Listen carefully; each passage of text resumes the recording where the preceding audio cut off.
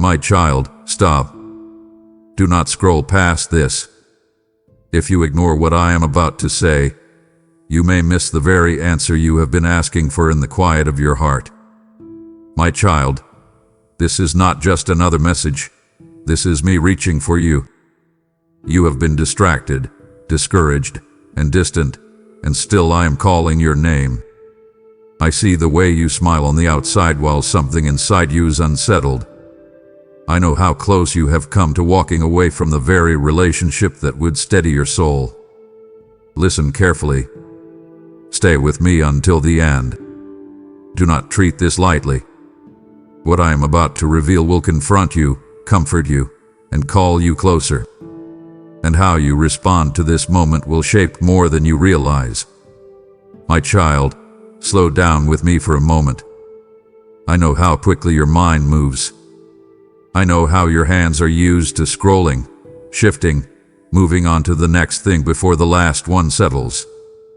But I am asking you gently, right here at the beginning of this message, not to brush past this. You may feel a small hesitation inside you, a quiet pull that says, pause here. That is not random. That is not imagination.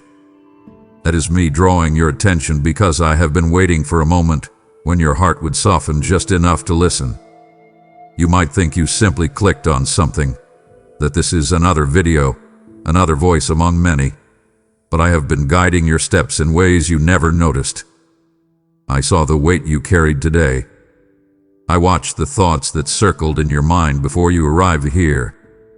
I felt the quiet discouragement you pushed down so no one else would see it.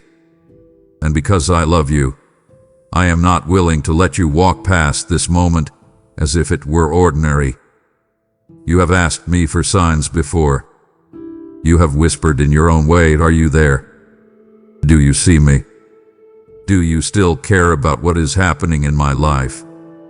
And now that I am speaking, I do not want you to dismiss it as coincidence. I do not work in accidents. I do not stumble into your day by chance. When something touches your spirit and makes you feel seen, that is intentional. I have been arranging small details long before this second. The timing, your openness, even the questions that have been pressing on you lately, they have all led here. I am not forcing you to stay. I am inviting you. There is a difference. I am reaching toward you because you matter to me deeply, more deeply than you measure your own worth. If you stay with me, you will begin to sense that this is not about performance or pressure. It is about connection. It is about you realizing that you are not navigating your life alone, even when it feels that way. You often assume that important moments come with loud announcements. You expect something dramatic if I am truly involved. But I frequently come to you in quieter ways, in the middle of your routine, in the space between responsibilities, when your guard is slightly lowered. That is when your heart is most reachable. You have been strong for a long time. You have held together things that felt like they were slipping through your fingers. You have made decisions while doubting yourself. You have shown up for others while feeling unseen. And in the middle of all that, you wondered if I noticed. I did. I noticed the effort you made when you were tired. I noticed the restraint you showed when you could have reacted harshly. I noticed the moments when you chose integrity even though no one would have known otherwise. Nothing about you is invisible to me. As we begin this journey through these words, I want you to understand something foundational. You are not here by accident. Your life is not drifting without direction. Even your detours have been woven into something larger than you can currently see. You have walked through confusion and thought it meant you were lost. You have experienced delay and assumed you were forgotten. But I have been present in those spaces too. When you felt alone, I was closer than you realized. When you thought I was silent, I was working in ways that did not require noise. There are threads connecting moments in your life that you have not yet traced, and I see the full pattern. I see where you have been and where you are going. Right now, what I am asking from you is simple. Stay open. Let your heart breathe instead of bracing itself. Let this possibility settle in you, that I am speaking because I care about you personally. Not in a distant, general way, but in a way that knows your name, your habits, your fears, your history. If you do not ignore me in this moment, you may begin to feel something shift inside you. Not a sudden explosion of emotion, but a steadiness, a sense that you are seen, and that awareness is the beginning of something that can change the way you walk through the rest of your life. My child, I want you to come closer in your heart right now. Do not skim this part. Let your guard lower just a little. You have learned how to manage your image so well that sometimes even you forget what you are carrying underneath. You know how to answer questions with a polite smile. You know how to say, "I'm fine," even when your chest feels tight and your thoughts will not quiet down at night. You have become skilled at silent strength, but silent strength can slowly turn into silent suffering if you are not careful. I see what you hide. I see the tired places behind your eyes. I see the tension in your shoulders when responsibility feels relentless. I see the way you replay conversations long after everyone else has moved on.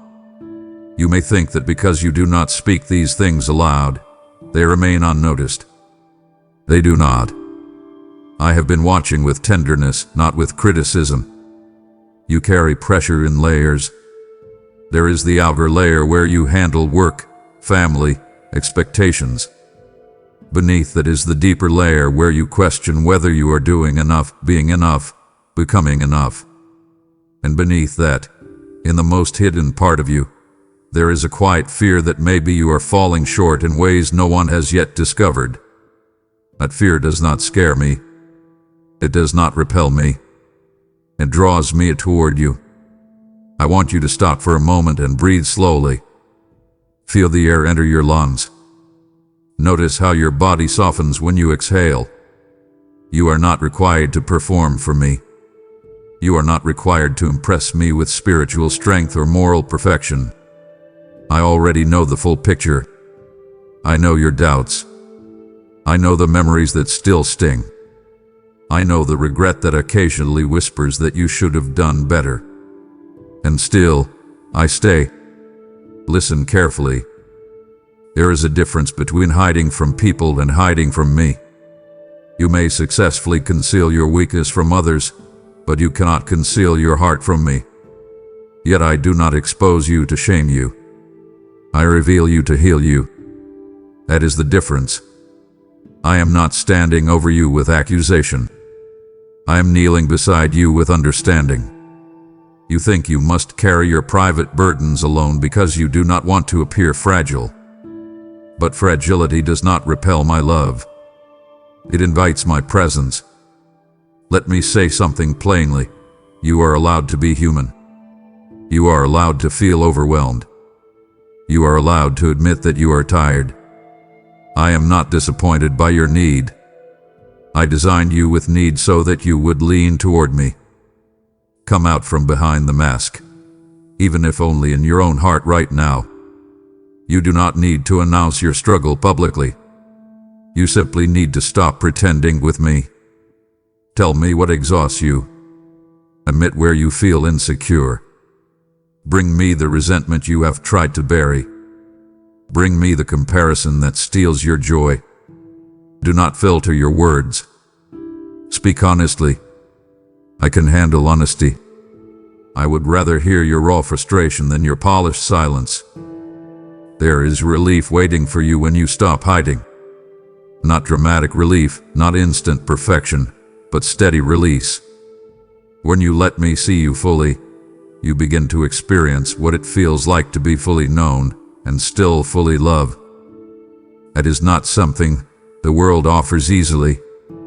You have been strong for so long that you forgot what it feels like to rest without pretending. I am inviting you now. Lay down the version of yourself that feels constantly evaluated. Lay down the need to prove your worth. Lay down the quiet self-criticism that runs in the background of your thoughts. I am not asking you to become someone else. I am asking you to come to me as you are. The real you.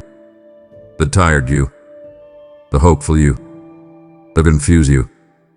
I see what you hide, and I am not stepping away. Stay here with me. Let this truth settle into your bones. You are not alone in your private battles. I am already standing in them with you. Now I want to speak directly to a fear you rarely say out loud. You sometimes suspect that I am disappointed in you. You imagine that I look at your missteps and shake my head in frustration. You remember promises you made and did not keep. You think about habits you tried to break but slipped back into. You assume that my silence in certain seasons must mean disapproval. Let me correct that gently but firmly. I am not angry with you in the way you fear. I do not withdraw affection when you struggle. I do not turn cold when you falter. My posture toward you has always been steady. You project onto me the reactions you have experienced from others. When someone in your life expressed disappointment, you learned to brace yourself. When authority figures responded with anger, you began to expect distance after mistakes. And slowly, without realizing it, you placed that same pattern onto me. But I do not mirror human impatience. I see your entire story at once. I understand what shaped your decisions. I know the wounds that influenced your reactions. I know where fear, not rebellion, guided your choices. This does not mean I ignore growth. It means I approach you with wisdom rather than irritation. Come closer and listen. Conviction and condemnation are not the same thing. When I nudge your conscience, it is not to crush you. It is to guide you. There is a difference between a voice that says, "You are worthless," and a voice that says, "You can rise higher than this." If you feel a pull toward change, that is not anger. That is care. If you sense discomfort about certain patterns, that is not rejection. That is invitation. I correct because I love. I guide because I see potential in you that you sometimes refuse to see in yourself. Release the image of me as distant and irritated. That image has kept you from running toward me when you stumble. Instead, you retreat. You isolate. You try to fix yourself before returning. I am asking you to do the opposite. When you fall short, come closer. When you are confused, draw near. When you feel ashamed, do not hide. Shame grows in isolation. Healing grows in connection. You do not have to clean yourself up before approaching me. Growth happens in relationship, not in avoidance. Let me speak something firm yet gentle into your heart. You are still mine. Your mistakes did not surprise me. Your doubts did not shock me. Your slow progress did not exhaust me. I have been patient with you because I understand your pace better than you do. Do not measure my heart by your fear. Measure it by my faithfulness. I am not standing at a distance waiting for you to prove yourself. I am right here, inviting you to trust that my love is not fragile. So stop assuming I am against you. Stop rehearsing guilt as if it earns you favor. Lift your head. Look at me differently. I am not scowling at you. I am guiding you. I am not keeping score. I'm shaping you. Let that sink in. If you allow this truth to replace your fear, something inside you will relax. You will begin to approach me with honesty instead of hesitation. And that is where real transformation begins. My child, I want you to sit with this truth for a moment because it will undo a quiet lie you have believed for years. You think that when you stop talking to me as often, I step back. You assume that when your prayers became shorter, distracted, or inconsistent, I adjusted my closeness to match your effort. You have measured my nearness by your performance, and that has left you feeling distant even when I was standing right beside you. I need you to hear me clearly. Your silence did not push me away. You may have grown quiet, but I did not grow cold. You may have drifted in your attention, but I did not drift in my affection. I am not fragile in the way human relationships can be fragile. I do not retreat when you struggle to articulate your heart. I remain steady. There were seasons when you felt spiritually dry, when reading felt mechanical, when prayer felt like words bouncing off the ceiling. You interpreted that dryness as distance. You told yourself that you must have disappointed me. You tried to compensate by promising to do better later. Yet even in that quiet season, I was closer than you realized.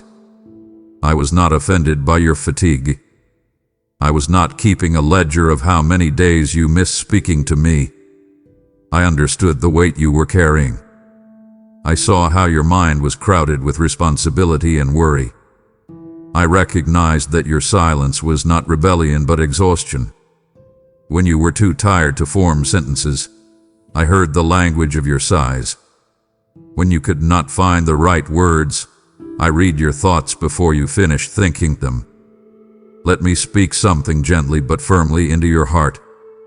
Stop assuming that I withdraw when you falter. Stop believing that my love operates on a reward system.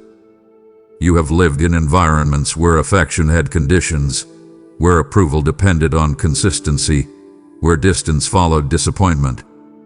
Without noticing, you projected that pattern onto me. But I do not mirror human impatience. I do not love you in installments. My presence in your life is not activated by perfect devotion and deactivated by struggle.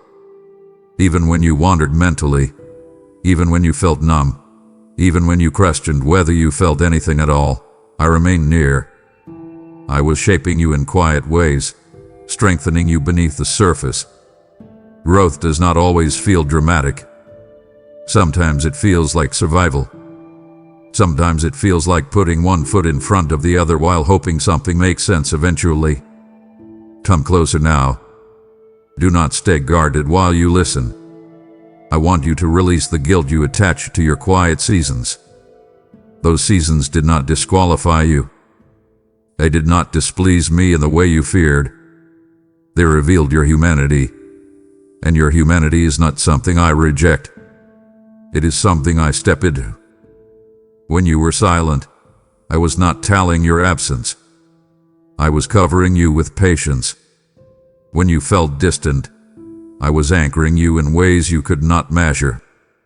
There were dangers you never saw because I stood between you and them. There were decisions you almost made that I gently redirected. There were moments when your mind could have spiraled further, but I steadied you without announcement. That is not coincidence. That is care. I want you to do something right now. Think back to a time when you felt spiritually absent, when you assumed I had stepped back. Look at what happened in that season. You are still here. You are still standing. You are still seeking. That is not the outcome of abandonment. That is evidence of preservation. I preserved your heart even when you did not actively pursue me. I protected your future even when your focus drifted. I did not shame you back into relationship. I waited with compassion. That waiting was not passive. It was protective. You do not need to relive your quiet seasons with regret. Instead, recognize them as chapters where I carried more than you realized. If you felt nothing at times, that does not mean nothing was happening. Much of my work in you has been subtle. I have been building resilience beneath your awareness. I have been shaping discernment through experiences that seemed confusing. I have been refining your priorities through disappointment. None of that required you to speak perfectly. It required me to remain faithful, and I did. So stop measuring our relationship by emotional intensity. Stop assuming that feeling distant means being abandoned. I am not moved by your fluctuations. I am anchored in my commitment to you. Let this truth soften you. Let it quiet the anxiety that says you missed your chance. You have not missed anything. You are here, listening. That alone tells you something important. Come forward without fear. I am not standing with folded arms. I am standing with open hands. Now I want to talk to you about the heaviness you have normalized. You have been carrying things for so long that they feel like part of your personality. Stress has settled into your posture. Responsibility has wrapped itself around your identity. You move through your days with a quiet strain that you rarely question anymore. I need you to recognize something. Not everything you are holding was meant to remain in your hands. Some of it was meant to be surrendered. Some of it was meant to be temporary. You picked up burdens because you are conscientious, because you care, because you do not want to disappoint anyone. But in doing so, you have accumulated weight that is slowly wearing you down. Look closely at what you are carrying. There is regret from past decisions that you replay in private. There is pressure to meet expectations that were never clearly defined. There is fear about the future, a subtle anxiety that hums beneath your daily routine. You try to manage it all with quiet competence. You tell yourself that if you think hard enough, plan carefully enough, work diligently enough, you can control outcomes. But you were not designed to live in constant control mode. You were designed to trust. There is a contrast I want you to see clearly. Control drains. Trust restores. When you grip every detail, your shoulders tighten and your mind races. When you release what is beyond you, your breathing changes. You feel it physically. That is not accidental. That is how you were created. I want you to pause and consider how long you have been bracing yourself. You brace for disappointment. You brace for criticism. You brace for the possibility that things might fall apart. That bracing has become automatic. It feels responsible, but it is exhausting. You do not need to anticipate every possible outcome to be wise. You do not need to carry tomorrow's uncertainties in today's body. I am not asking you to be careless. I am inviting you to transfer weight. There is a difference. When you hold everything yourself, you shrink your world to the size of your strength. When you entrust what overwhelms you to me, your world expands to the size of my capacity. Give me something specific right now. Do not keep this abstract. Think of one worry that has been circling in your mind. Name it internally. Feel how it sits in your chest. Now imagine loosening your grip on it. You may not know how the outcome will unfold. You may not have guarantees. But you can release the obsession with controlling it. Say quietly in your heart, I do not have to solve this alone. That sentence carries more power than you realize. It shifts the posture of your soul from strain to surrender. And surrender is not weakness. It is alignment. It places you in a position where my strength can operate without being resisted. You have also been carrying emotional weight from words spoken over you years ago. Comments that questioned your ability. Opinions that minimized your effort. Labels that stuck longer than they should have. Those words have been echoing in your internal dialogue. You measure yourself against them. You try to disprove them through achievement. That is a heavy way to live. I am asking you to set those words down. They are not authoritative over you. They do not define your value. I know who you are in ways deeper than any human assessment. When you allow past criticism to dictate your present confidence, you are giving power to voices that were never meant to lead you. Come here and listen closely. I am not asking you to ignore responsibility. I am asking you to release self-imposed pressure that exceeds your design. You were never meant to be the savior of your own life. You were never meant to manage every possible outcome. You were meant to walk with me. There is steadiness available to you that does not depend on perfect circumstances. It grows when you choose trust over tension. That choice may feel unfamiliar at first. You may instinctively reach back for control. When that happens, gently redirect yourself. Remind your heart that you are not alone in this. I am involved. I am attentive. I am capable. The weight you carry does not have to define you. It can be handed over. Not in a dramatic, one-time gesture, but in daily decisions. Each time you notice anxiety rising, you can choose to release rather than grip tighter. Each time regret surfaces, you can choose to learn rather than relive. Each time fear whispers about the future, you can choose to remember that I see further than you do. Step into that shift. Let your shoulders drop. Let your breathing slow. Let your heart accept that you were never meant to carry everything by yourself. My child, I want you to understand something about me that you rarely consider. You often imagine me as serious, distant, observing from far away with a measured expression, but that image is shaped more by your past experiences than by my heart. When you turn toward me even slightly, there is joy in me. When you soften your resistance, when you whisper a simple "help me," when you choose to listen instead of scroll away, something beautiful happens in the unseen. I delight in your nearness. Not because you performed correctly, not because you impressed me with discipline, but because you chose relationship.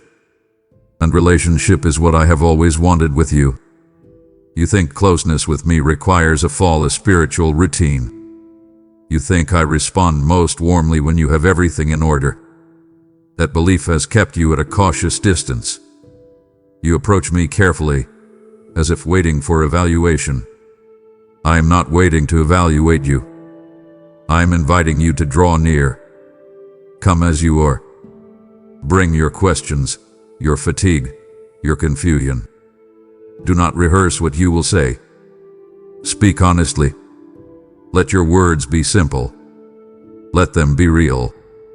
When you take even one step toward me, I respond with warmth. There is a contrast here that I want you to notice. Fear says, "Stay back until you are better." Love says, "Come closer and be transformed in the coming." That is how I work with you. I do not demand perfection before connection. I allow connection to produce growth. Think of a child who hesitates after making a mistake. That child wonders if the parent's face will be hard or kind. When the parent kneels down with open arms instead of crossed arms, something inside the child relaxes. I want you to picture me that way. I am not towering over you with impatience. I am lowering myself to meet your eyes. I am inviting you into honesty. You do not have to clean your heart before you approach me. You approach, and we clean it together. You come near, and I begin shaping what needs to change. If you understood how much joy fills heaven when one heart turns toward me, you would not hesitate so long. Even your smallest shift matters. Even your quiet decision to stay and listen right now matters. Let me be clear in a way that settles your anxiety. I am not measuring the size of your step. I am responding to the sincerity of it. When you move toward me, I move toward you. That is not a formula. That is relationship. If you choose to open your heart tonight, if you choose to speak to me tomorrow morning, if you choose to pause before reacting in anger and instead invite me into that moment, I receive it with gladness. You have underestimated how significant your willingness is. You think you must achieve something extraordinary to please me. Yet what moves me is your trust. Your trust, even when small, carries weight. Come closer now. Do not wait for a better mood. Do not wait for a more convenient season. Lean into me where you are. Close your eyes for a moment if you need to. Take a steady breath. Say, I am here. That is enough to begin. I will not meet you with indifference. I will meet you with a smile you cannot see but will begin to feel in the steadiness of your spirit. Let that image replace the fear that has kept you distant. When you approach me, you are not interrupting me. You are delighting me. Stay near. Do not pull back. This is where your strength quietly grows. Now I want to speak into something that has been quietly eroding your confidence. You look around and you measure your life against others. You compare milestones. You compare achievements. You compare stability, finances, relationships, spiritual maturity. Without realizing it, you have built an internal scoreboard. And lately you feel as if you are losing. You see others advancing, celebrating, stepping into visible success, and you assume you are lagging. That assumption has created a subtle ache inside you. You tell yourself that you should be further by now.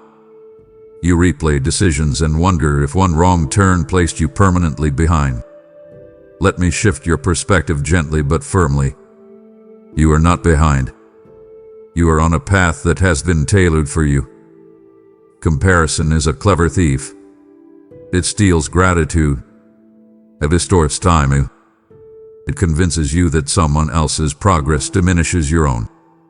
But your life was never designed to mirror someone else's timeline. Some seasons require visible acceleration. Others require invisible preparation. The invisible seasons can feel frustrating because they lack applause. Yet they are often the most formative. When you thought you were stalled, I was strengthening foundations beneath you. While you felt overlooked, I was refining your character in ways that will sustain future responsibility. Consider this carefully. If I had accelerated your life according to your impatience, you might have stepped into opportunities that your inner life was not ready to carry. Growth without depth can create collapse later. I care too much about you to rush you into something that would break you. Delay is not denial. Delay is often development. You may not see dramatic progress, but quiet growth has been taking place. Your discernment has sharpened. Your resilience has deepened. Your priorities have shifted. Those are not small changes. They are structural changes. And structural strength matters more than surface speed. I want you to stop measuring yourself against curated snapshots of other lives. You see outcomes without seeing the full cost. You see results without knowing the hidden struggles behind them. You assume their journey was smoother than yours. You rarely see the private battles that shaped them. Every life carries unseen chapters. Do not assume yours is uniquely slow or uniquely flawed. Instead, ask yourself a different question. Are you more grounded today than you were a year ago? Are you more aware of your weaknesses and strengths? Are you more honest with yourself? Those shifts are not flashy, but they are meaningful. Let me invite you into a healthier posture. Release the scoreboard. Lay down the constant comparison. Choose contentment with growth that unfolds at the right pace. When envy begins to whisper, interrupt it. Remind yourself that your story is still being written. Remind yourself that my timing does not operate on social pressure. You are not in a race. You are in a process. A process that is deliberate, intentional, and uniquely yours. I am shaping you for assignments you cannot yet see. If you arrived there prematurely, you would misinterpret the weight of them. Stand tall where you are. Do not shrink because someone else appears further ahead. Your path is not inferior. It is individual. Trust the pacing I have set for you. You are not drifting. You are being developed. Even now, things are aligning in ways you do not fully recognize. Keep walking. Keep listening. Keep choosing integrity over image. Your steps are not wasted. You are not behind. You are exactly where you need to be for what is coming next. You are not behind, and neither is the assignment I have placed in your hands. Even now, I am using this message to reach souls who feel forgotten, who whisper, "Please don't ignore me." When you choose to support this work through super thanks, membership, or a PayPal seed, the PayPal link is in the video description. You are sowing into a harvest you may never fully see on this side of eternity. Did I not say, as long as the earth remains, seed time and harvest shall not cease? I am speaking that over you now. What you release in faith becomes oil in another's lamp, light in another's darkness, manna in another's wilderness. This is not a transaction. It is a divine partnership. I will multiply what you place in my hands and guard what concerns you. If your heart has whispered, "I want to help," that is my spirit inviting you. Do not delay. So now, and watch me breathe increase over your obedience. My child, I want you to revisit something that still stings when you think about it. There are doors in your life that closed abruptly. Opportunities that slipped away just when you thought they were opening. Relationships that seemed promising and then quietly unraveled. Plans you carefully built that collapsed without warning. You interpreted those moments as rejection. You felt dismissed. You wondered if you were overlooked, underqualified, or simply not enough. I saw the confusion in your heart when those doors shut. I saw the questions that followed. I heard the silent accusation you aimed at yourself. But I need you to hear me now with clarity. Those closed doors were not proof of your inadequacy. They were protection in motion. You often assume that every no is a verdict on your worth. That assumption has shaped how you respond to disappointment. You internalize it. You analyze your flaws. You replay conversations searching for where you failed. Yet what if the closure had less to do with your weakness and more to do with my wisdom? I see corridors you cannot see. I see consequences beyond the immediate moment. I see how certain environments would have slowly drained you. I see how certain relationships would have redirected your focus in unhealthy ways. You viewed the door as opportunity. I viewed it as a crossroads. There is a contrast I want you to absorb. Rejection feels personal. Redirection is purposeful. When something ended, you thought it was loss. In many cases, it was alignment.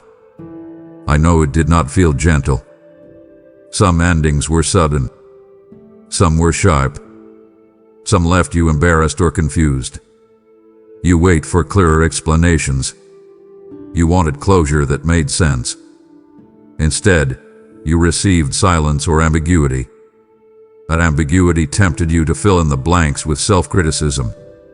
You told yourself stories about why you were not chosen. But I was at work beneath that surface narrative. I was steering you away from rooms where your voice would have been diminished. I was guiding you out of spaces that would have celebrated your productivity but neglected your peace. You saw a missed chance. I saw a misaligned path. If you could glimpse the full picture, you would not resent the closed door. You would thank me for the intervention. Let me invite you into a new way of viewing your history. Instead of labeling those closures as failures, consider them filters. They filtered out what was not sustainable for you. They filtered out dynamics that would have shaped you in directions inconsistent with your calling. Not every open door is safe. Not every opportunity is aligned. You have prayed for guidance. Guidance sometimes arrives in the form of obstruction. Obstruction can feel frustrating because it interrupts momentum. But interruption can be mercy. There were situations where you were emotionally attached to an outcome that would have quietly eroded your confidence over time. I stepped in before erosion became damage. Pause and reflect. Think of one door that closed painfully. Now ask yourself honestly, if that door had remained open, would you be the same person you are becoming now? Would your current growth have unfolded the same way? Often, the answer reveals something important. You are stronger in discernment now. You are more aware of what you value. You are less willing to compromise your integrity for acceptance. Those shifts came through experience. They came through endings that forced you to reevaluate. I was not punishing you. I was refining you. Release the resentment you still carry toward those closed chapters. Stop replaying them as evidence of personal deficiency. Instead, allow them to become markers of guidance. When you trust that I am involved even in disappointment, your posture changes. You stop chasing every open door and start asking deeper questions. You become attentive instead of desperate. That shift protects your heart from unnecessary harm. I do not close doors to shrink your world. I close them to shape your direction. Move forward without bitterness. Let go of the narrative that you were passed over because you were unworthy. You were redirected because your path required something different. Trust that the right doors will not require you to betray your identity. Trust that alignment will feel steady, not frantic. I am not withholding good from you. I am filtering out what would cost you more than you realize. Let that truth settle deeply. It will change how you interpret your past and how you approach your future. Now I want to address something you rarely admit openly. You have doubted. You have questioned. You have wondered whether I am as present as you hope. Sometimes your faith feels solid. Other times it feels thin, stretched by circumstances you cannot control. You have experienced moments where prayer felt unanswered, where guidance seemed unclear, where silence lasted longer than you expected. In those moments, doubt crept in quietly. You did not announce it. You kept functioning outwardly. But internally, you wrestle. I am not surprised by your doubt. I am not offended by it. Doubt does not disqualify you from relationship with me. It reveals your desire for authenticity. You do not want to pretend belief you cannot feel. That honesty matters. The mistake is not in questioning. The mistake would be withdrawing completely because of the question. Bring your uncertainty into the light instead of letting it echo in isolation. Speak it. Admit it. Say, I am struggling to understand. That admission does not weaken you. It opens space for growth. Consider how you respond when someone you love expresses confusion. If they come to you sincerely, you do not push them away for asking. You engage. You explain. You reassure. I operate with even greater patience. Your doubt often arises from pain you have not fully processed. Disappointment can blur perception. Repeated setbacks can distort expectations. You ask whether I hear you because previous experiences taught you that silence often meant indifference. But my silence does not equal absence. Sometimes I am working in layers that require time. Sometimes I am strengthening you in ways that cannot be rushed. You interpret waiting as neglect. I see it as preparation. Let me challenge you gently. When doubt surfaces, do not allow it to harden into cynicism. Doubt can be a doorway to deeper understanding if you handle it with humility. Instead of building arguments against me, build conversations with me. Ask your questions directly. Sit with them. Reflect on where they originate. Often beneath doubt lies disappointment. Beneath disappointment lies unfulfilled expectation. When you bring those expectations to me honestly, you begin to untangle the knot. I want you to notice something else. Despite your doubt, you are still here. Despite your questions, you continue to seek. That persistence reveals that your heart has not closed. There is something in you that still reaches. That reaching is significant. It means your doubt has not extinguished desire, and desire for truth can lead you into stronger faith than blind acceptance ever could. Do not shame yourself for seasons of uncertainty. Instead, use them as opportunities to mature. Faith that has wrestled is often sturdier than faith that has never been tested. I am not asking you to silence your questions. I am inviting you to bring them into relationship with me. Sit with me. Think deeply. Explore what troubles you. Allow your understanding to grow gradually. Transformation is rarely instant. It unfolds through reflection, experience, and honest engagement. Stay present in the process. Do not retreat because answers take time. Your doubt does not repel me. Your indifference would. But you are not indifferent. You care enough to question. That care matters. Let us build something deeper than surface certainty. Let us build trust that has been examined and chosen. I am patient with you. Walk through your questions with me rather than away from me. My child, come closer and let me speak into something you rarely allow yourself to revisit for long. There were nights when you felt the ache so deeply that you thought it might swallow you. You turned your face into the pillow so no one would hear you. You sat in the dark after everyone else had gone to sleep and let the tears fall quietly because you did not want to burden anyone with what you were carrying. You told yourself to be strong. You told yourself that tomorrow you would be fine. But in those moments, when the room was still and your thoughts were loud, you felt small and unseen. I was there. I did not observe from a distance. I was near you in that quiet. I counted what you thought was unnoticed. Your tears were not weakness. They were honest expressions of a heart that cared deeply. And nothing that comes from a sincere heart is wasted in my hands. You sometimes believe that pain has no purpose, that suffering is random and meaningless. That belief makes grief heavy because it feels pointless. Let me gently shift that perspective. Pain does not automatically create growth, but pain surrendered to me does. The tears you cried in confusion softened your pride. The tears you shed in disappointment refined your expectations. The tears that flowed in loneliness deepened your empathy toward others who suffer quietly. You thought you were unraveling. I was strengthening your inner life in ways you could not yet measure. There is a contrast I want you to notice. A processed pain hardens. Surrendered pain humbles and heals. You brought your pain into my presence more often than you realize. Even when you did not speak formal prayers, your tears were prayer. They carried your questions. They carried your longing. They carried your exhaustion. I received them as sacred, not as inconvenient. Reflect on how those difficult seasons changed you. You are more compassionate now than you were before.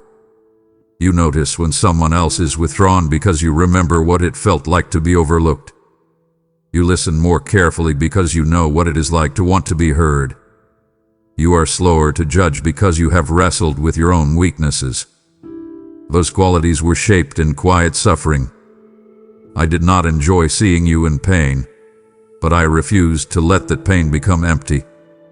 I wove it into your development. I transformed moments of despair into deeper awareness. If you could see the full tapestry of your life, you would notice threads of sorrow forming patterns of resilience. Let me invite you to do something courageous. Instead of resenting your tears, honor them. They were evidence that your heart was alive. They were signs that you had not grown indifferent. Do not despise the seasons when you felt fragile.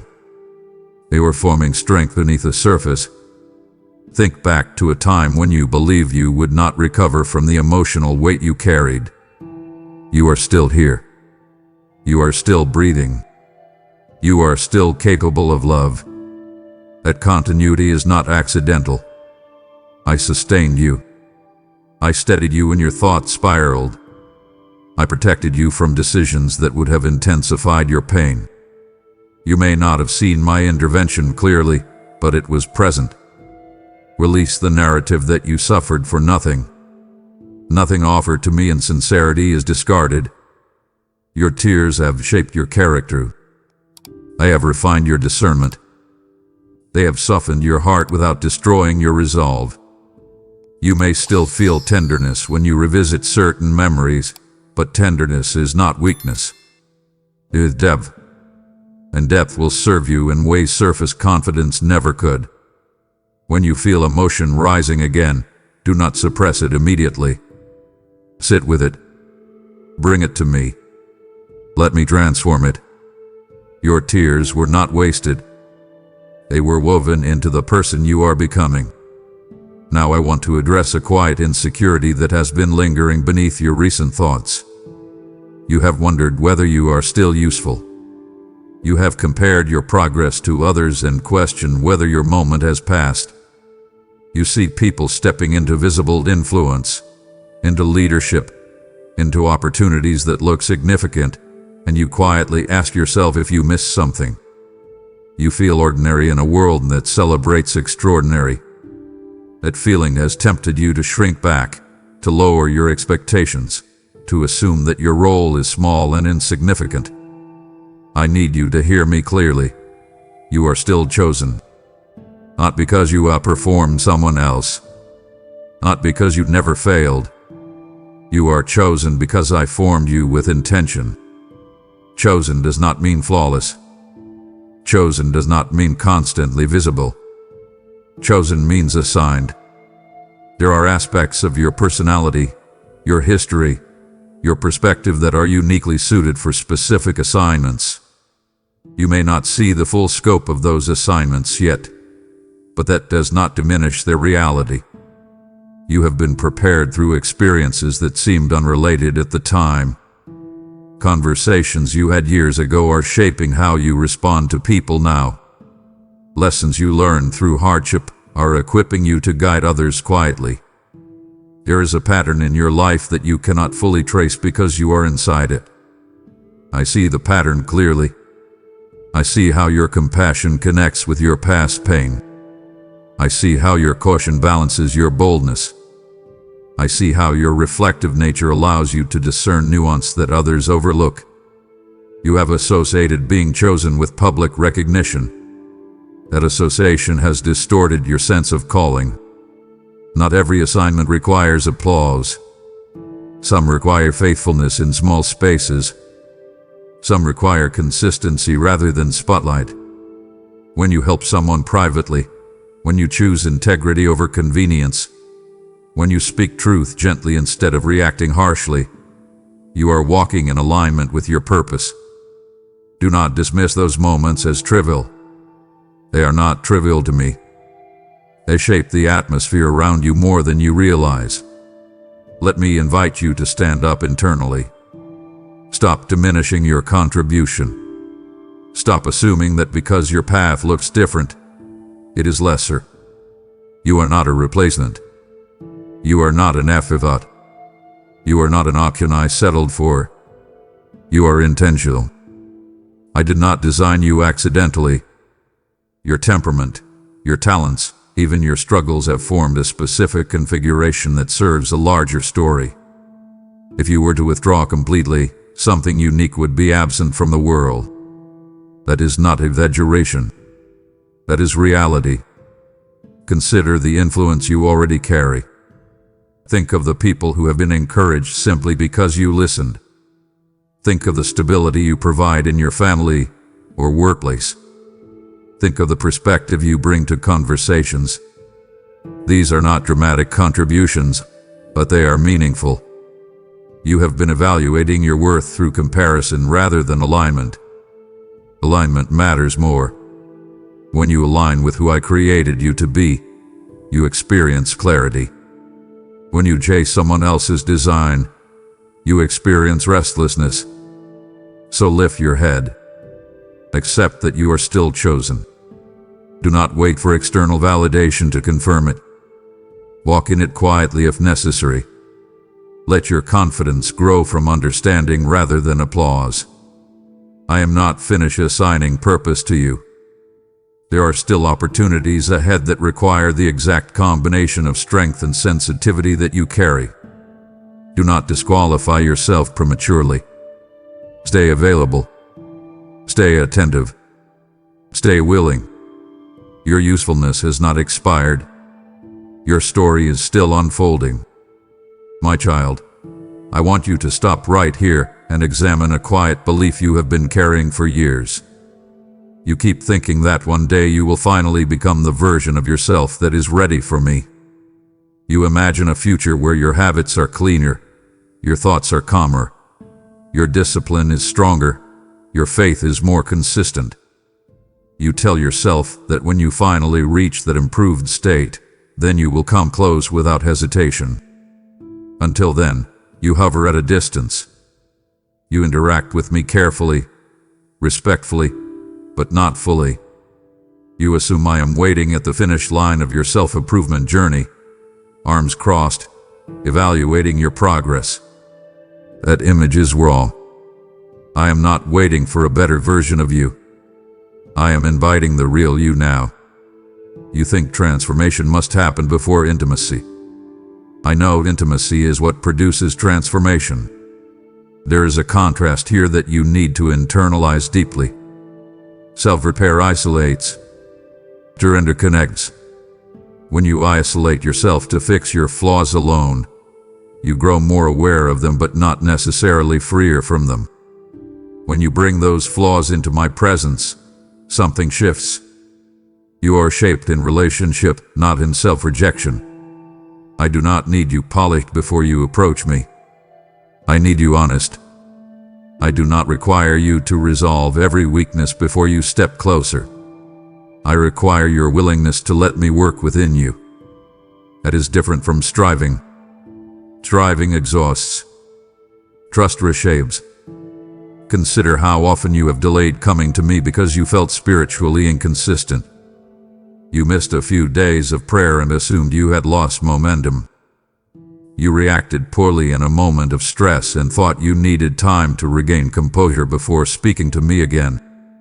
You wrestled with recurring thoughts and concluded that you were not progressing fast enough. In those moments, you withdrew slightly. You tried to get yourself back into a presentable state. Yet I was not asking for presentable. I was asking for present.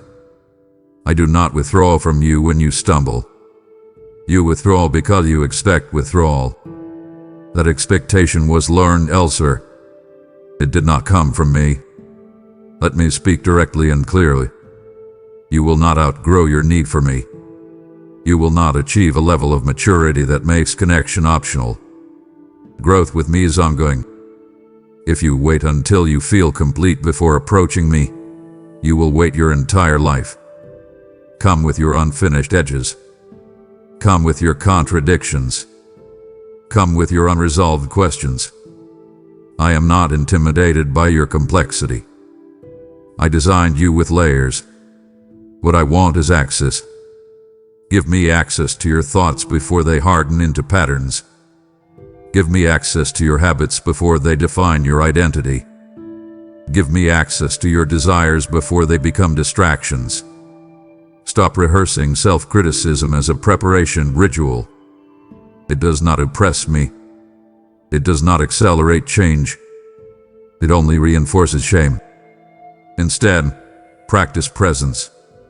Sit with me even when you feel imperfect. Talk to me when your motives feel mixed. Admit when you are unsure. Invite me into decisions before you are certain of the outcome.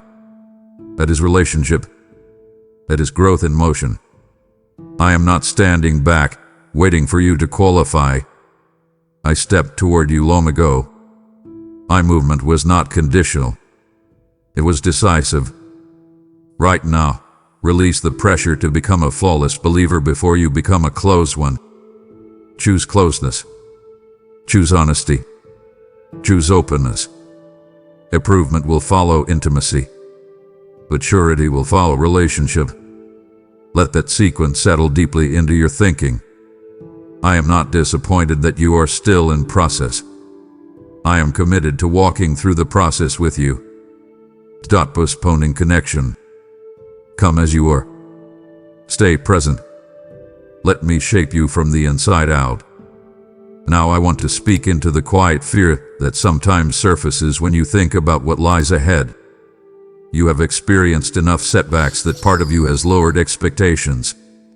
You tell yourself that it is safer not to hope too boldly. You have seen plans unravel. You have invested energy into outcomes that did not materialize. Because of that history, you approach the future cautiously. You expect limitation. You anticipate disappointment. You protect yourself by assuming that the best possibilities are reserved for others. I need you to hear me clearly. Your future is not closed. It is not sealed off because of past mistakes. It is not reduced because of delayed progress. It is still open, still active, still unfolding. You interpret certain outcomes as final verdicts. A job opportunity passed you by. A relationship ended. A financial goal took longer than expected. You quietly labeled those events as permanent ceilings. You assumed they defined your trajectory. But I see beyond those moments. There are developments in motion that you cannot yet detect.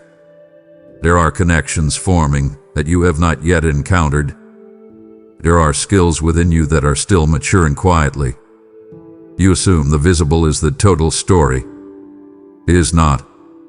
Much of what shapes your future happens beneath the surface. Roots grow underground before branches become visible. That process is not dramatic, but it is essential.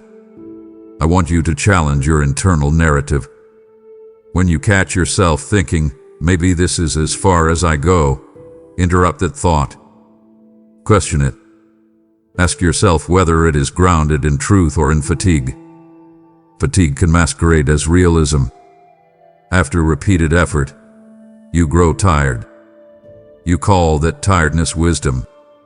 But wisdom does not close doors prematurely. Wisdom evaluates without surrendering hope. There's a difference between adjusting expectations realistically and shrinking your vision out of fear. I am not asking you to ignore practical limitations. I'm asking you not to let fear write the ending of a story still being developed. Reflect on the ways you have already grown in unexpected directions. There were seasons when you thought you were stuck, yet when you look back, you can see subtle progress. Your thinking evolved. Your boundaries strengthened. Your emotional resilience increased. Those shifts were not dramatic, but they were significant. If growth happened before, it could happen again. If change unfolded once, it can unfold again. Do not allow disappointment to convince you that possibility has expired. Let me invite you into a posture of readiness rather than resignation. Stay attentive. Stay willing. Do not close yourself off emotionally from future opportunity because you fear repetition of past pain. Guard your heart wisely, but do not lock it permanently. There is a difference between discernment and defensiveness. Discernment listens carefully. Defensiveness anticipates harm before it appears. I want you operating from discernment. That requires trust. Trust that I am still at work. Trust that timing continues to unfold. Trust that your story is not confined to the chapters you have already read. There are developments that require patience. There are blessings that require preparation. There are responsibilities that require maturity before they arrive. I am not withholding your future. I am shaping you to carry it well. So lift your gaze slightly higher than your recent disappointments. Allow hope to breathe again, even cautiously at first. Speak possibility back into your own thinking, not with naive optimism, but with grounded trust. Your future is not closed. It is still being written, and I am involved in every line that has yet to appear. My child, there have been moments when you wished I would make myself unmistakably obvious, You wanted something dramatic, something undeniable, something that would silence every question in your mind in one sweeping second. You imagined that if I were truly near, you would feel it intensely all the time. Because you did not always feel that intensity, you assumed distance. But I need you to reconsider how you define closeness. I am not always loud. I am not always overwhelming. Often I am steady. Often I am subtle. And because you are looking for thunder, you sometimes overlook the quiet guidance already surrounding you. Think about the times when you were about to react in frustration and something in you slowed down. That hesitation was not weakness. It was presence. Think about the unexpected calm that settled over you in a stressful situation. You could not explain it, but it steadied you. That was not random. Think about the inner nudge that redirected a decision before it turned into regret. That was not coincidence. I have been moving in your life with a quiet consistency. You expected fireworks, I gave you formation. You wanted spectacle, I gave you support. There is a contrast I want you to absorb deeply. Noise impresses. Yearness sustains. If I overwhelmed you constantly, you might be inspired temporarily, but exhausted eventually. Instead, I walk beside you in ways that build resilience. You have also mistaken emotional fluctuation for spiritual absence. When you felt spiritually energized, you concluded I was near. When you felt ordinary or tired, you concluded I was distant. But your emotions are not reliable indicators of my position. I am not closer on your best days and further on your worst. My nearness is not dependent on your mood. It is rooted in my commitment. You might not sense me in dramatic ways every day, but that does not mean I am absent. Consider the air you breathe. You rarely notice it until something interrupts it. Yet it is essential to your survival. My presence is often like that. Constant. Divine. Essential. I want you to practice awareness rather than chase intensity. Pay attention to the small shifts in your thinking. Notice when compassion interrupts anger. Recognize when patience overrides impulsiveness. See how your perspective has matured over time. Those developments did not originate solely from your effort. I have been shaping your inner life steadily. You may not have seen my hand clearly, but you have felt the results in your growth. Instead of waiting for extraordinary experiences, learn to recognize ordinary faithfulness. I am closer than you think, even in routines that feel mundane. So here is my invitation. Slow down your expectations of how I must appear. Release the demand for constant emotional confirmation. Instead, cultivate attentiveness. Look for me in daily decisions. Look for me in quiet strength. Look for me in your endurance. When you begin to shift your focus from spectacle to substance, you will realize I have never been far. Let that realization ground you. Let it calm your anxiety about distance. I am not hovering at the edge of your life. I am woven into it. Trust that. Live from that awareness. Walk forward knowing that even when you do not feel dramatic reassurance, you are not navigating alone. I am closer than you think, and I am also moving through this message to draw others near. There are hearts scrolling in silence, praying to feel me again, and this very word is the quiet answer to their cry. When you give through Super Thanks, join as a member, or send a gift through PayPal. The PayPal link rests in the video description. You become a river, not a reservoir. Did I not declare, give, and it shall be given unto you, pressed down, shaken together, and running over? I breathe that promise over you now.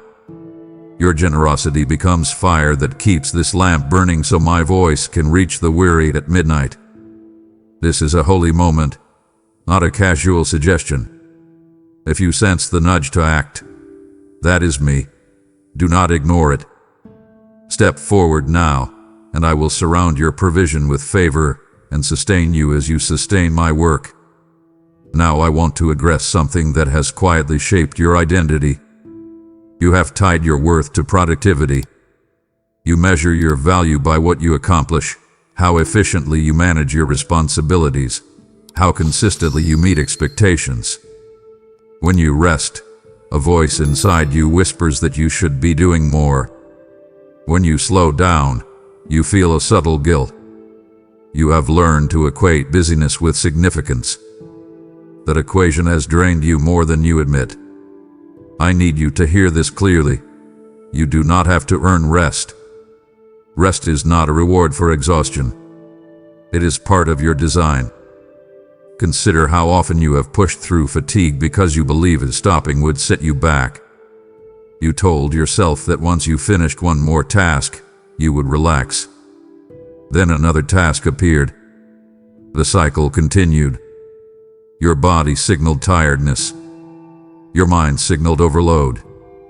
Yet you overrode those signals because you did not want to appear weak or unproductive.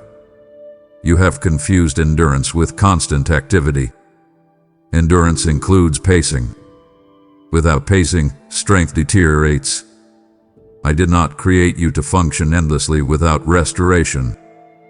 There is wisdom in effort, but there is also wisdom in pause. There is a contrast here that will help you recalibrate.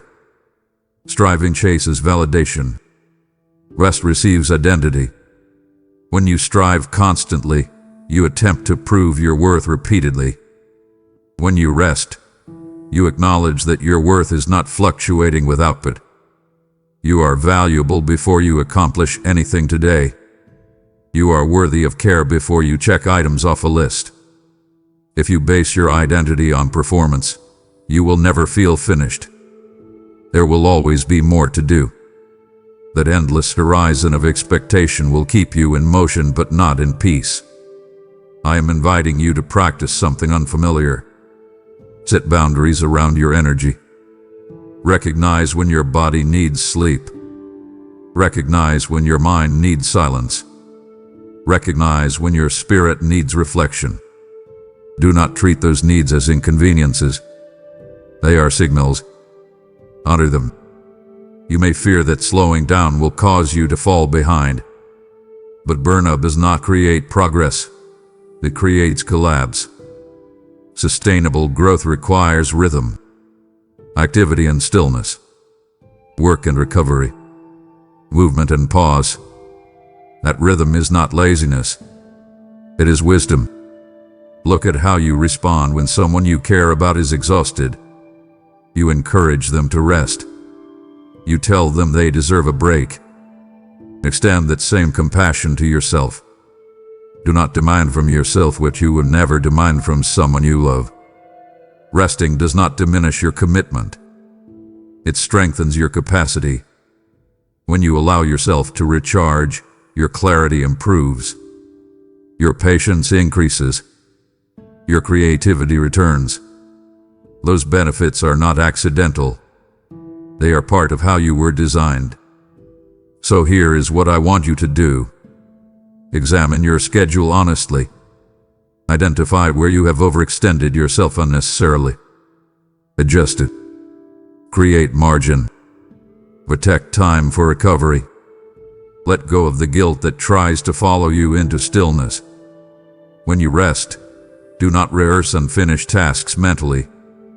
Release them temporarily. Trust that you can return to them with renewed strength. You do not need to earn permission to breathe deeply. You do not need to justify restoration. I am not impressed by your exhaustion. I am concerned for your health. Receive this truth gently but firmly. Your value is not measured by your output. It is anchored in who you are. Let that anchor steady you. Allow yourself to experience rest without apology. It will not weaken you. It will renew you. My child, I want you to lean in carefully here, because this is a place you have guarded for a long time. There are names that still tighten something inside you. There are memories that can change your mood in seconds. You tell yourself you've moved on, that you are fine, that it no longer matters. But when certain words are spoken or certain situations repeat themselves, the old wound rises like it never left. You carry it quietly. You replay conversations in your mind, adjusting what you wish you had said. You imagine alternate endings. And while you do this, you convince yourself that holding on to the hurt is a form of justice. It feels protective. It feels powerful. But it is slowly exhausting you. Forgiveness is not weakness. Forgiveness is release. And release is freedom. You think that forgiving someone means approving what they did. It does not. You think it means pretending it did not hurt. It does not. You think it requires instant emotional calm. It does not. Forgiveness is a decision before it becomes a feeling. It is the moment you say, "I will not let this define me any longer." There is a contrast I want you to recognize clearly. Bitterness binds. Forgiveness breaks chains. When you rehearse the offense repeatedly, you remain emotionally connected to it. When you choose to forgive, you loosen that connection. The other person may never acknowledge what they did. They may never apologize. But your healing does not depend on their awareness. It depends on your willingness to release the grip. I am not asking you to ignore boundaries. Some relationships require distance. Some dynamics must change. Forgiveness does not eliminate wisdom. It restores clarity. When resentment lingers, it clouds your thinking. It colors your perception of new people. It creates defensive patterns in relationships that never harm you. You begin reacting to ghosts instead of realities. That is not the life I want for you. I want you free. Free to love without suspicion. Free to trust without constant fear. Free to move forward without dragging yesterday behind you. You cannot build a peaceful future while holding tightly to unresolved pain. So here is what I want you to do. Bring the memory into your mind, not to relive it with anger, but to surrender it.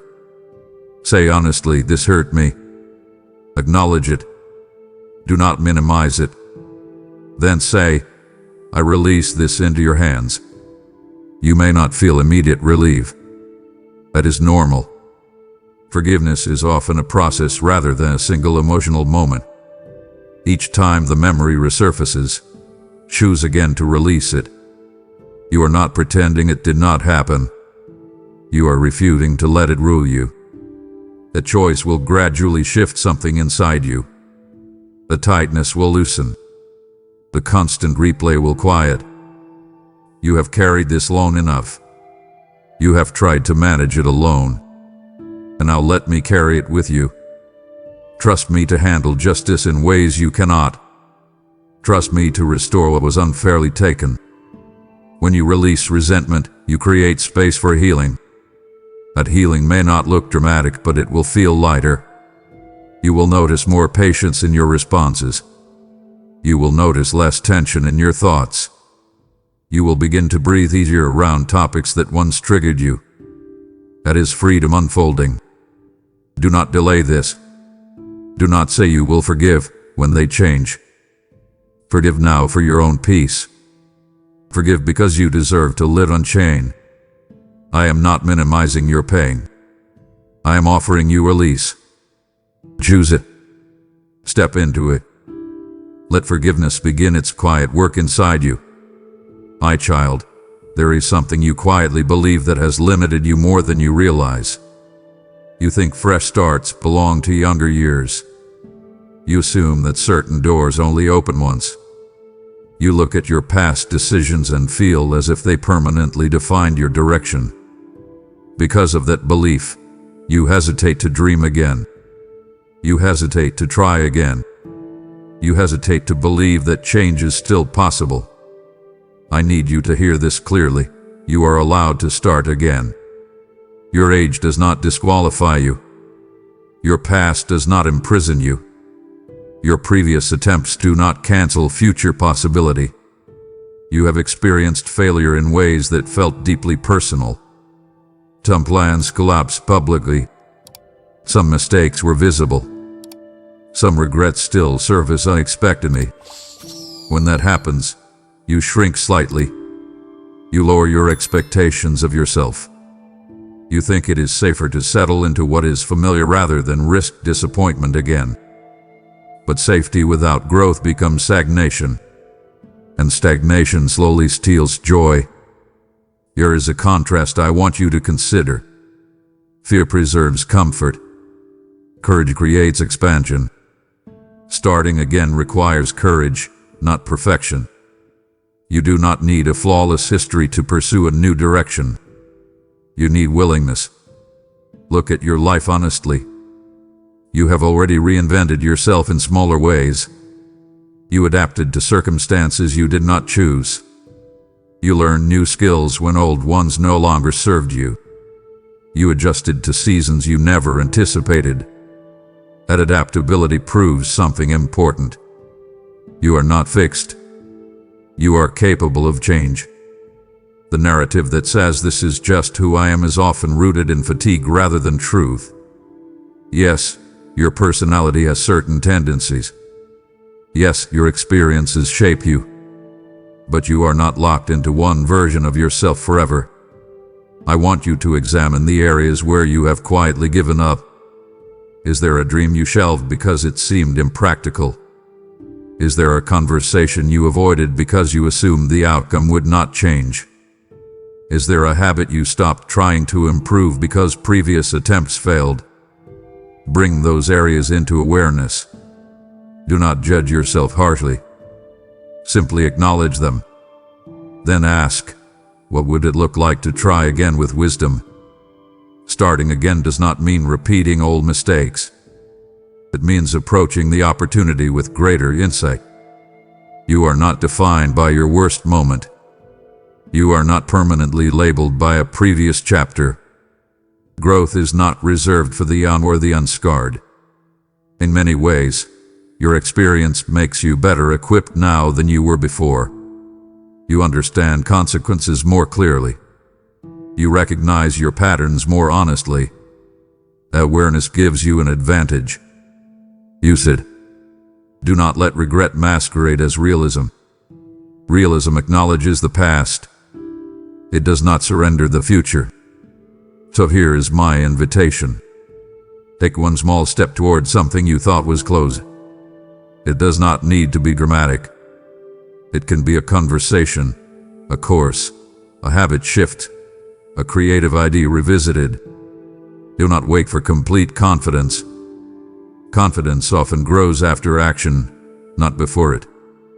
You may feel nervous. That is normal.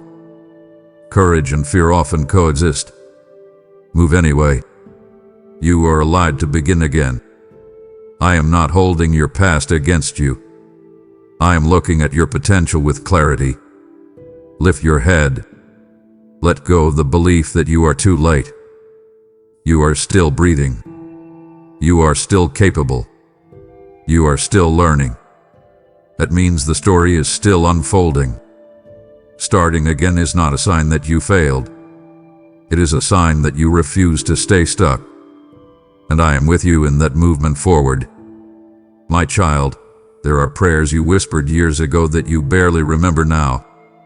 There are requests you made in desperation, moments when your voice trembled and your heart felt exposed. You asked me for change. You asked me for clarity. You asked me for relief. Some of those prayers seemed unanswered. Time passed. Circumstances shifted. You adjusted your expectations. Quietly, you concluded that maybe those prayers were too small, too selfish, or simply overlooked. I need you to hear me clearly and personally. I have not forgotten your prayers. Not one of them dissolved into silence. Not one of them was dismissed. I hold them differently than you imagine. You measure answers by visible outcomes. You expected certain doors to open quickly. You expected specific relationships to be restored. You expected financial pressure to ease in a particular way. When those outcomes did not unfold on your timeline, you interpreted the delay as indifference. But delay is not absence. Delay is often design. There is a contrast here that I want you to absorb deeply. Immediate relief satisfies desire. Timed fulfillment shapes destiny. Some of your prayers required preparation within you before they could be answered safely. Some required alignment of circumstances beyond your awareness. Some were answered in forms you did not initially recognize. You asked for strength, and I allowed challenges that built endurance. You asked for clarity, and I allowed confusion that forced deeper reflection. You asked for peace, and I guided you through lessons in surrender. Think carefully about how you have grown since those prayers were spoken. You are not the same person you were then. Your discernment has sharpened. Your patience has expanded. Your understanding of yourself has deepened. Those changes are not random. They are connected to what you asked for. Sometimes I answer the root of your prayer rather than the surface request. When you asked for stability, I did not merely rearrange external circumstances. I began strengthening your internal foundation. When you asked for purpose, I did not immediately deliver visible opportunity. I refined your character so you could carry responsibility without losing humility. I want you to revisit one prayer that feels unanswered. Hold it gently in your mind. Ask yourself whether part of it has already been addressed in ways you overlooked. You may discover that the outcome did not match your script, but growth occurred anyway. That growth matters. I am not ignoring you. I am orchestrating layers you cannot yet fully see. Here are answers still unfolding. Here are shifts still aligning. Timing is not your enemy. It is part of the architecture. Do not stop praying because you felt delay. Continue speaking honestly. Continue bringing your desires to me. I am not annoyed by repetition. I am attentive. I am invested. Your voice matters. Your longing matters. Your requests matter.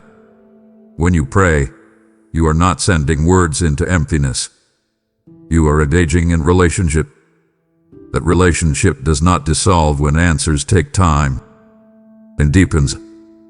So trust this. I have not forgotten you. I have not misplaced your requests. I am not indifferent to your longing. Stay steady. Keep your heart open. When the answers manifest fully, you will recognize that nothing was wasted. Even the waiting had purpose. Even the silence carried formation. Your prayers are safe with me. My child, I want you to reconsider how you evaluate your own impact. You often believe that influence belongs to those with platforms, titles, or visibility. Because your life feels ordinary at times, you assume your presence is small. You underestimate the effect of your daily choices. You think that unless something dramatic happens, your existence blends into the background. That perception is not accurate. You matter more than you know. Your words, your tone, your consistency, your integrity ripple outward in ways you cannot fully track. Consider the moments when you chose patience instead of irritation. You may have forgotten them, but the person on the receiving end did not. Consider the time you listened carefully instead of interrupting. That listening communicated value. Consider the encouragement you offered casually, not realizing how deeply it would land. Those moments accumulate. They shape environments. They influence culture within your family, your workplace, your friendships. Influence is not always loud. Often, it is subtle and sustained. You have been tempted to compare your contribution to others who appear more prominent. That comparison distorts reality. Impact is not measured solely by scale. It is measured by authenticity and consistency. There is a contrast I want you to internalize. Visibility attracts attention. Faithfulness builds legacy.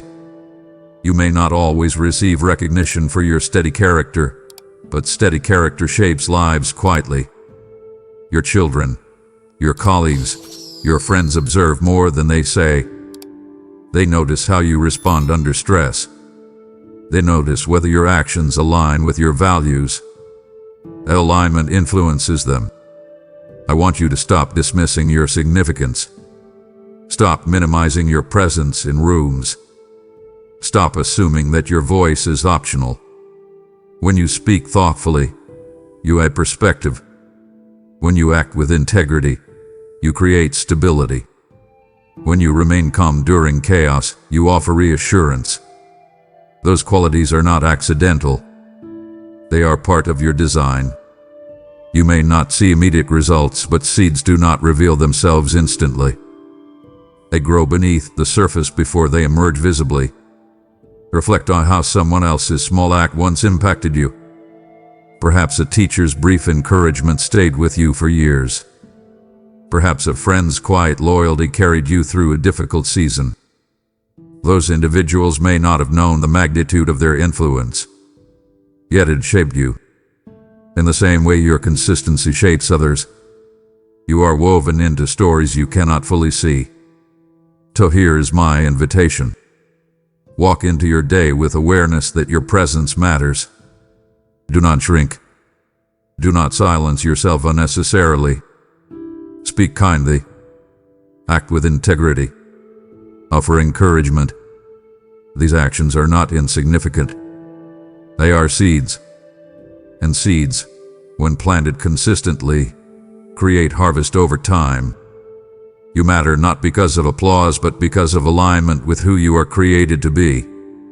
Your life carries weight. Your choices carry influence. Even when no one praises you, your faithfulness counts. Live with that awareness. It will change how you see yourself and how you move through your world. My child, I want you to listen carefully to this, because the enemy of your progress has been whispering something subtle but dangerous. You have begun to assume that what you see right now is all there is. You look at your current circumstances, your limitations, your routines, and you quietly conclude that this is the full extent of your story. You tell yourself that maybe your most meaningful days are behind you. You begin to lower your expectations so you won't be disappointed. But I need you to lift your head and hear me clearly. I am not finished with you. You may feel ordinary. You may feel like your life has settled into predictable patterns. You may feel like growth has slowed. But do not confuse stability with stagnation. There is movement happening beneath what you can measure. There are parts of you still developing. There are capacities within you that have not yet been stretched. There are conversations you will have that will shift someone's life. There are decisions you will make that will alter your direction in ways you cannot yet anticipate. You are not done. Your usefulness has not expired. Your influence has not peaked. Your value has not diminished. I want you to examine the places where you have stopped expecting change. Have you resigned yourself to certain habits because you think they are permanent? Have you accepted certain emotional patterns because you think they are part of your personality? Have you limited your vision because previous attempts felt exhausting? Do not settle prematurely. Growth is not always loud, but it continues when you remain available. You may not see dramatic transformation every month, but small adjustments accumulate over time. Subtle shifts reshape identity gradually. There is a contrast I want you to understand deeply. Comfort maintains. Calling stretches. If you choose comfort exclusively, you will avoid risk, but you will also avoid expansion. If you accept calling, you will feel challenged, but you will grow. I am not finished shaping your character. I am not finished refining your discernment. I am not finished guiding you into conversations and opportunities that require courage. You are still in process, and process is not punishment. It is preparation. Do not withdraw your heart because you are tired. Do not close yourself off because you feel overlooked. Stay open. Stay willing. Stay responsive. The chapters ahead may not look like the chapters behind you, but they are no less significant. Sometimes later seasons carry quieter impact, but deeper influence. I see how your experiences have matured you. I see how your empathy has deepened. I see how your resilience has strengthened. Those qualities are not random. They are preparation for what remains. So stand up internally. Refuse the lie that you are done. Refuse the narrative that you have plateaued permanently. Engage your life with intention. Seek growth deliberately. Remain curious. Ask questions. Develop new skills. Repair what needs repair. I am not observing you passively. I am guiding you actively. You are still becoming. And what you are becoming will bless more people than you currently realize. Trust that I am not finished. Walk forward with that confidence. My child, we have walked through many layers together in these words. You have reflected on your past, your pain, your doubts, your hopes. Now I want you to pay attention to this specific moment. Right now. This is not abstract. This is not theoretical. This is the present intersection of your attention and my voice. Do not treat it casually. Do not let it dissolve into background noise. There are moments in life that quietly define direction. This is one of them. You may feel a subtle stirring inside you. It might not be dramatic, but it is noticeable. A sense of clarity. A sense of invitation. A sense that something important is being offered. That stirring is not accidental. It is your awareness awakening. You can choose to lean into it or step away from it. I'm not forcing you. I'm inviting you. The difference matters. If you ignore this moment, nothing catastrophic will happen immediately. Life will continue. But you may miss a shift that could have deepened your peace. There is a contrast here that I want you to grasp. Distraction delays growth. Attention activates it. When you give your attention fully, something aligns internally. When you dismiss what resonates, you postpone change. I am asking you gently, but firmly, do not scroll away emotionally. Do not nod intellectually and then return unchanged. Sit with what has surfaced in you. Reflect. Write something down. Pray honestly. Take one action that aligns with what you have heard. You have asked me before for clarity, for guidance, for reassurance. You are receiving it now in a way that requires response. Not performance. Not perfection. Response. Response could be as simple as choosing forgiveness. It could be deciding to rest differently. It could be initiating a difficult conversation. It could be committing to daily honesty with me. Whatever it is, do not postpone it. Delayed obedience often fades into forgotten intention. I want you to feel the weight of this gently, not fearfully. This is an opportunity. You are not being threatened. You are being invited. The future is shaped by small decisions made in quiet moments. This is one of those moments. If you move toward growth now, you will look back and recognize this as a turning point. If you ignore it, you may continue unchanged longer than necessary. So stay with me for a breath longer. Close your eyes if you need to. Ask yourself what stood out most deeply in your heart, and act on it.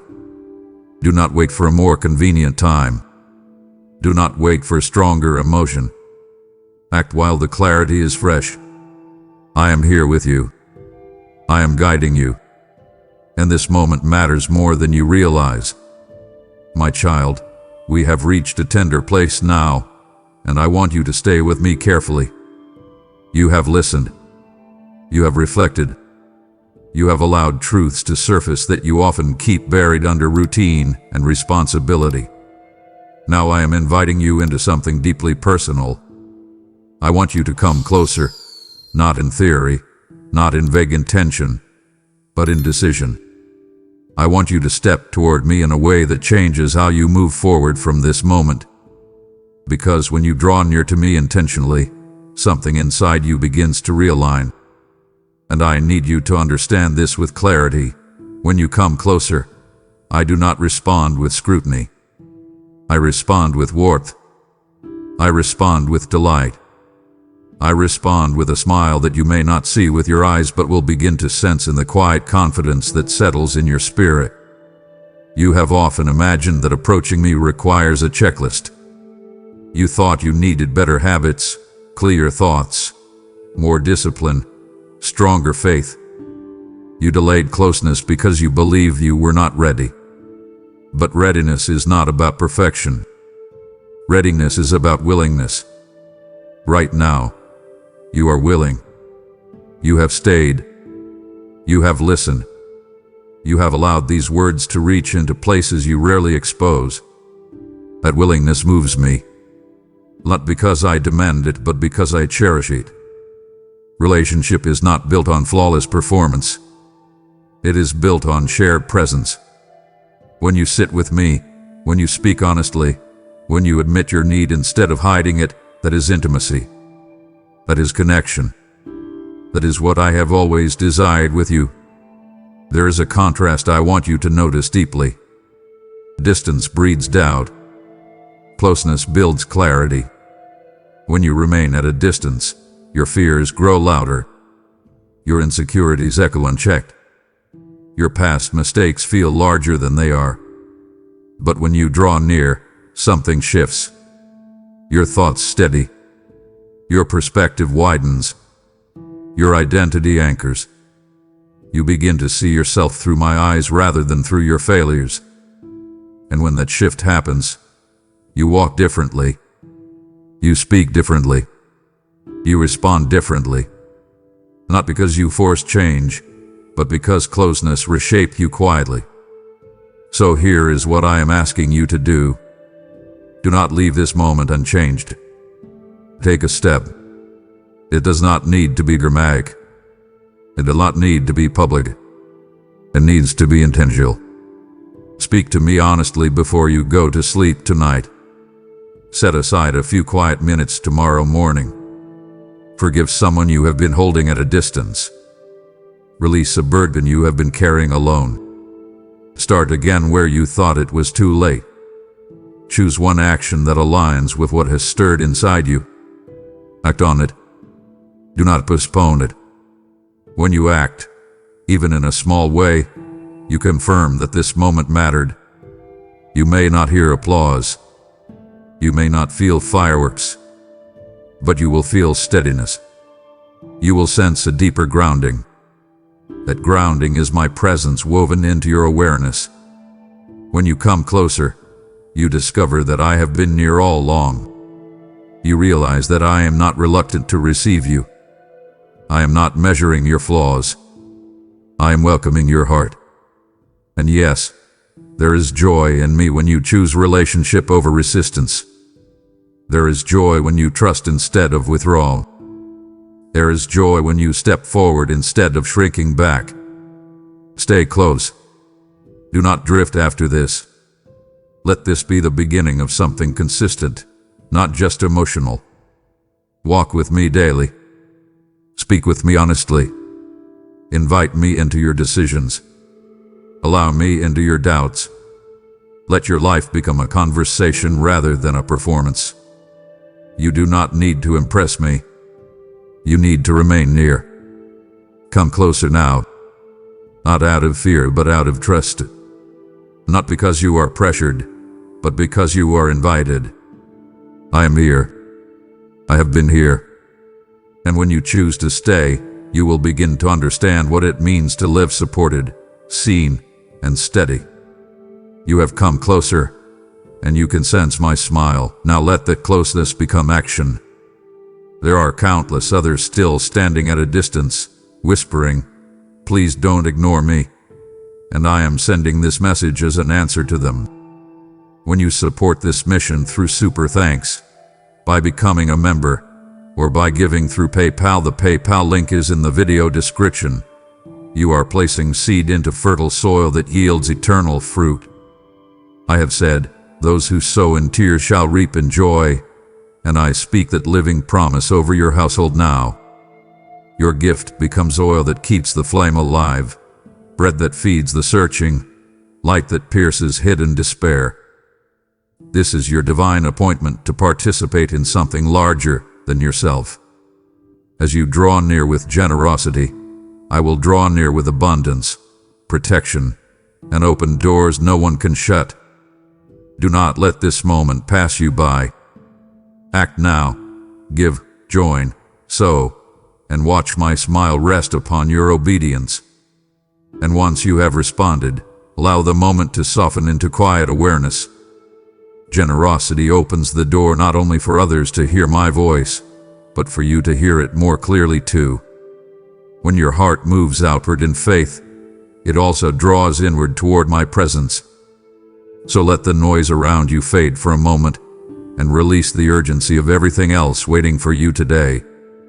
Come closer in stillness, because before the world begins to rush again, I am already here with you. I am here with you, my child.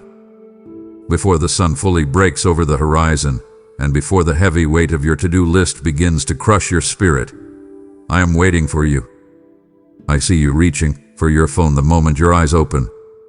I see your mind already racing, already worrying about that meeting at work or that difficult conversation you need to have with your spouse. I want you to stop. I am commanding you to put down the distractions and just breathe with me. You spend so much of your life running, trying to outpace your shadows and outwork your fears. But I am asking you to find me in the quiet of this morning.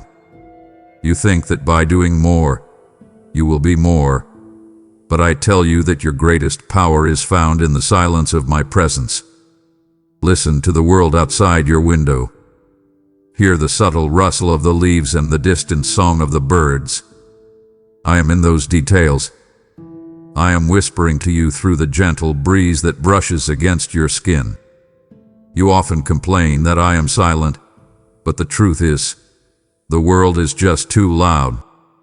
You have filled your ears with the roar of social media, the static of the news, and the constant chatter of people who do not know your heart like I do. I am inviting you to silence that noise right now. Close your eyes. Feel the rhythm of your own heart, the heart I formed with my own hands. I want you to recognize that every beat is a gift from me. I want you to experience a solemn moment, a sacred pause where nothing else matters except the fact that I am God and you are my beloved. I wait for you in this secret place because I desire your undivided attention. I am not interested in a polished prayer or a religious performance. I want the real you, the one who is tired, the one who feels overwhelmed by the pressure to be perfect, and the one who is secretly wondering if they are enough. You are enough because I am with you. You do not need to perform for me. I am your Father, and I simply want to sit with you. I am telling you to stop running. You have been fleeing from things I have already conquered. You have been exhausting yourself trying to solve problems that I have already handled. Pause now. Let the tension in your shoulders melt away. I am promising you a peace that the world cannot give and certainly cannot take away. This peace isn't just a feeling, it is a person, and I am that person. I am standing right here in the room with you.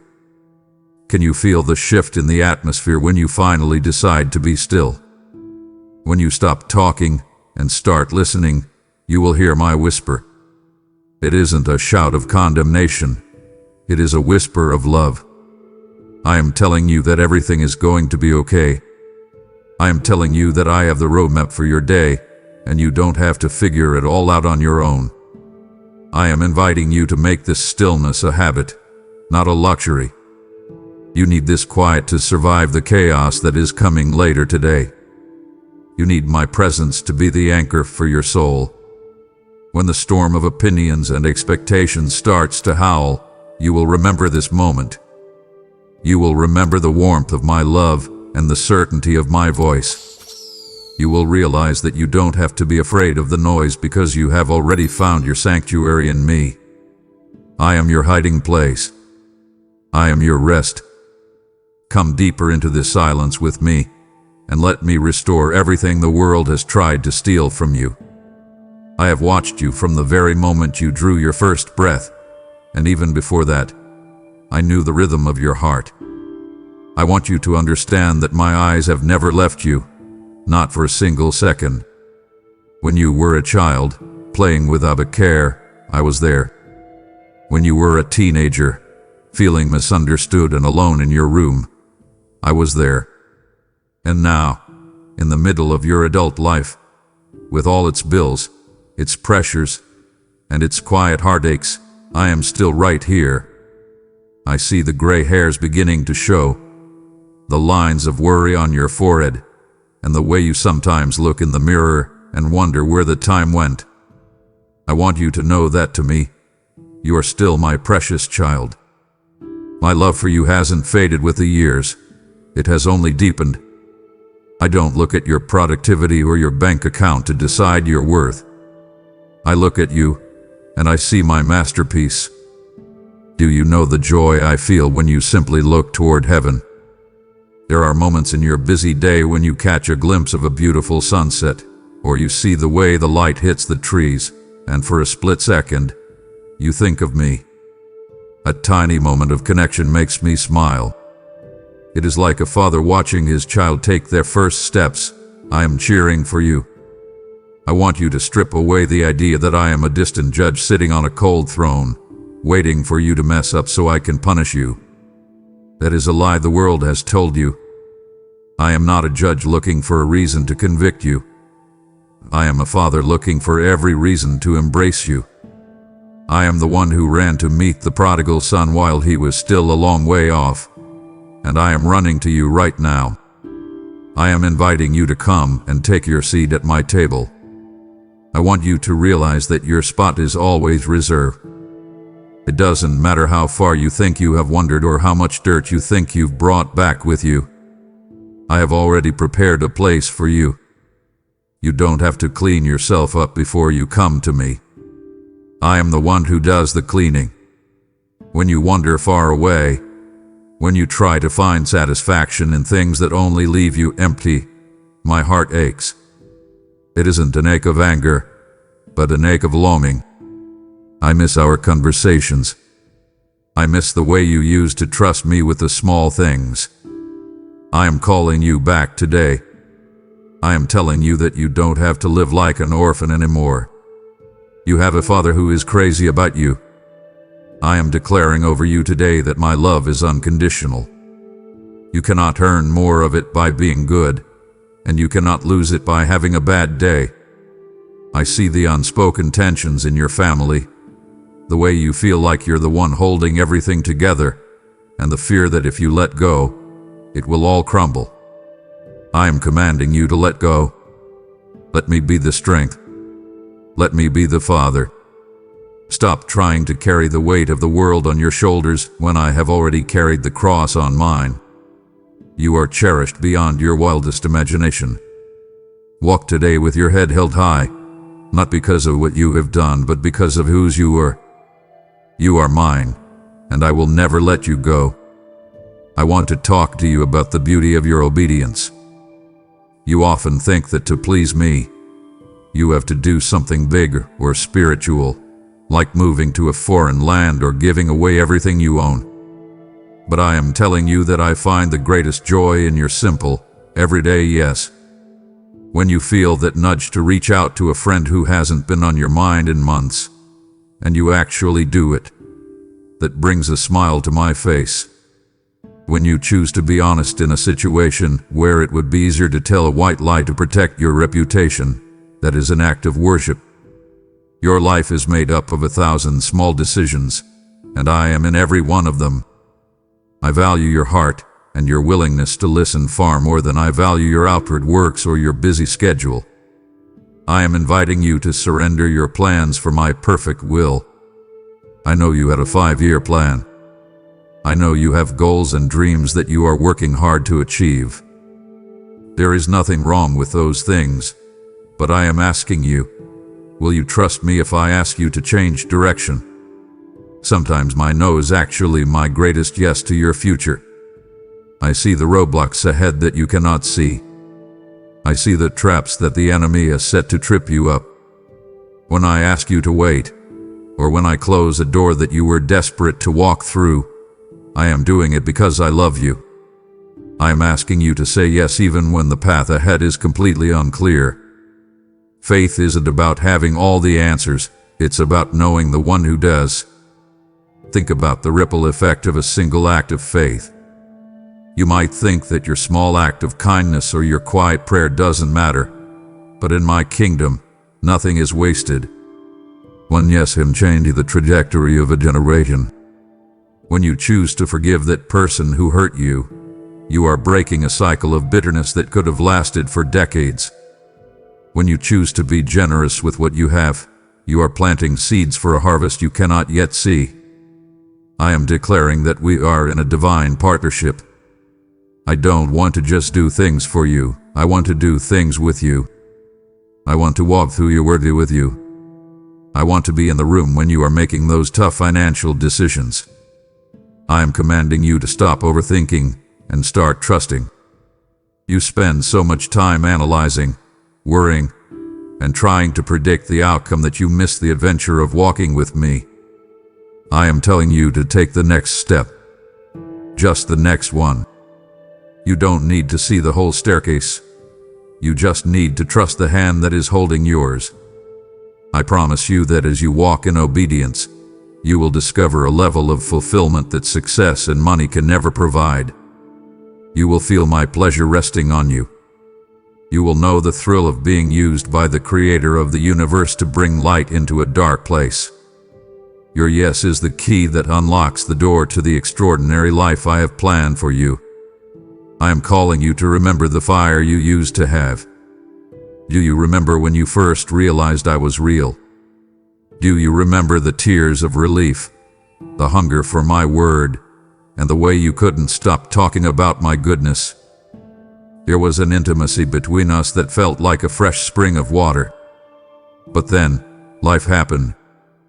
The idols of modern life slowly began to take up space in your heart. I'm not talking about golden statues. I'm talking about the pursuit of comfort, the obsession with your career, the constant need for validation on a screen, and the clutter of 1,000 important things that have pushed me to the edges of your life. I am not angry at you, my child, but I am jealous for you. I want the throne of your heart back. I am inviting you to clear away the debris today. Let's be honest together. Your soul is tired. You have been trying to satisfy your thirst with broken cisterns that cannot hold water. You think that the next vacation, the next promotion, or the next purchase will finally give you that feeling of arrival, but it never does. It only leaves you wanting more. I am the only one who can truly satisfy the hunger in your soul. I am calling you to rekindle the intimacy we once shared. This isn't about religious duty. I don't want you to read your Bible just so you can check a box. I don't want you to go to church just because you feel guilty if you don't. I want a relationship. I want you to seek me first, not because you have to, but because you can't imagine living without me. I am declaring that I welcome you back with open arms. There is no probation period with me. You don't have to prove yourself to me for 6 months before I let you back into the inner circle. The moment you turn your heart toward me, I am there. I am removing the shame of your wandering. I am washing away the religious grime that says you aren't holy enough or focused enough. I am making you new again. Feel the warmth of my spirit beginning to stir that old flame inside you. It might be just a tiny spark right now, but I will breathe on it until it becomes a roaring fire again. I want our time together to be the highlight of your day, not a chore you squeeze in before bed. I am commanding you to simplify. Look at your life and ask yourself, what is stealing my affection for God? Is it a habit? Is it a toxic relationship? Is it the constant noise of the world? Whatever it is, I am giving you the strength to lay it down. You were created for a heart-to-heart connection with the divine. When you seek me first, everything else in your life will start to fall into its proper place. The anxiety will diminish. The confusion will clear. You will find a beauty in the simple things again. I am your first love, and I am waiting for you to come home to the intimacy you were designed for.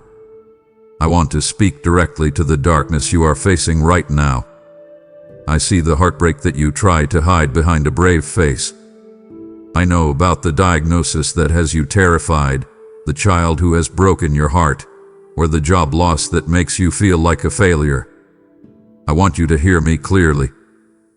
I am closest to you when your heart is breaking. The world tends to walk away when things get messy, but that is exactly when I walk in. You might feel like I am far away because you can't feel my presence in the middle of your pain, but I am actually holding you closer than ever. I am the God who sits in the ashes with you. I am the God who catches every single one of your tears in a bottle. I am inviting you to trust my rod and my staff. In the ancient world, the shepherd used the rod to protect the sheep from predators and the staff to gently guide them back to the path. My discipline and my protection are both signs of my love. Do not fear the valley. The valley is not your destination. It is just a passage. You are walking through it. You are not staying there. I am your light in this midnight hour. When you can't see a foot in front of you, I am the lamp to your feet. I am not asking you to figure out how to get out of the valley. I am asking you to just keep walking with me.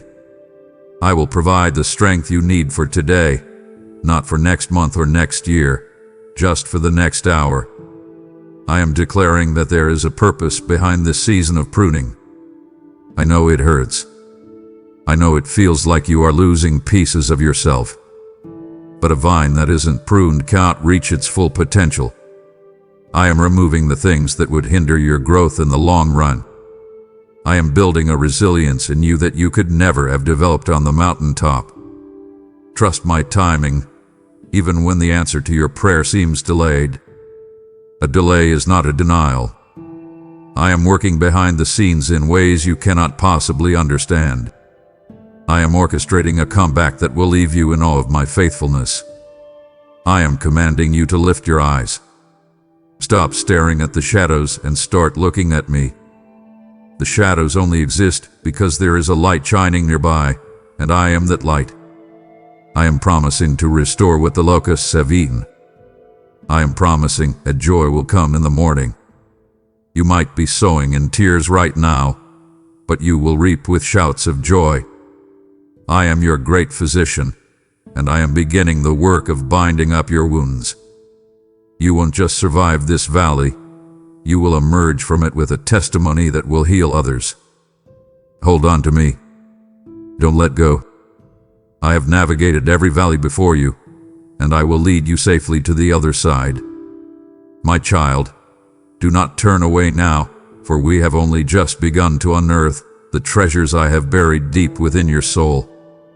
It would grieve my heart to see you walk back into the noise of the world just as my whisper is starting to heal the parts of you that no one else can touch. I have cleared my schedule for you, waiting with bated breath to reveal the mysteries of your future. Please, do not leave me standing here in the silence with so much left to give you. Your soul is on the precipice of a shift, and it would be a tragedy to miss the revelation I am about to pour into your heart. I am calling you to come to me with the innocence of a child. As you've grown older, you've learned to be cynical. You've learned to protect yourself, to build walls, and to doubt everything until it's proven. But in my kingdom, the greatest is the one who can trust like a child. Think about a toddler who jumps off a ledge into their father's arms.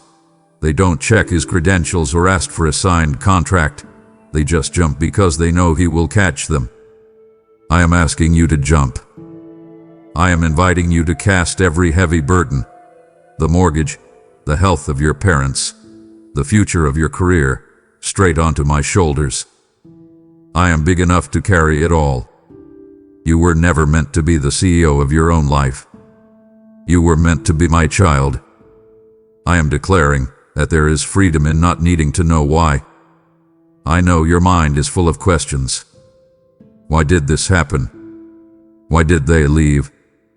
Why is it taking so long? I want you to know that I am not offended by your questions. But I also want you to know that even if I gave you the answers, your human mind might not be able to contain them. True rest comes when you can say, I don't know why, but I know who. I am sovereign. I am the Alpha and the Omega. I see the end from the beginning, and I am telling you that the story ends well. You can rest in the security of my control. You don't have to stay up late tonight trying to solve the puzzle. I've already finished it. I am inviting you to talk to me in simple, honest ways. You don't need to use big theological words to get my attention. I delight in your whispers. I love it when you just say, Abba, I'm tired, or Lord, help me be a better person today. Those are the prayers that pierce the heavens. I want you to learn to play and rejoice in my creation again. Look at the world through the eyes of a child. And notice the colors, the smells, and the wonder of being alive. I didn't create you to just be a machine that produces results. I created you to enjoy me and enjoy the life I've given you. I am commanding you to lay down your pride. The need to know it all and do it all is just pride in disguise. It is a way of saying you don't really need me. But you do. We all do. Admit your weakness, and you will find my strength. When you become small in your own eyes, you become great in mine. I am promising you a life of peace that defies logic. When the world is panicking, you will be able to sleep because you know your Father is awake. You are safe. You are held. You are loved with an everlasting love. Come, be a child again in my arms, and let the weight of the world slide off your back. I am calling you to see the holiness in your everyday rhythm. You often wait for a Sunday morning or a special retreat to feel spiritual. But I am telling you that I am just as present in your workplace, your kitchen, and your car as I am in any sanctuary. I see the way you handle the pressure when your boss is demanding. I see the way you respond when a colleague takes credit for your hard work. I am inviting you to bring my light into those very spaces. Do not separate your life into sacred and secular. There is no part of your existence where I am not standing. When you choose integrity over a shortcut, you are honoring me.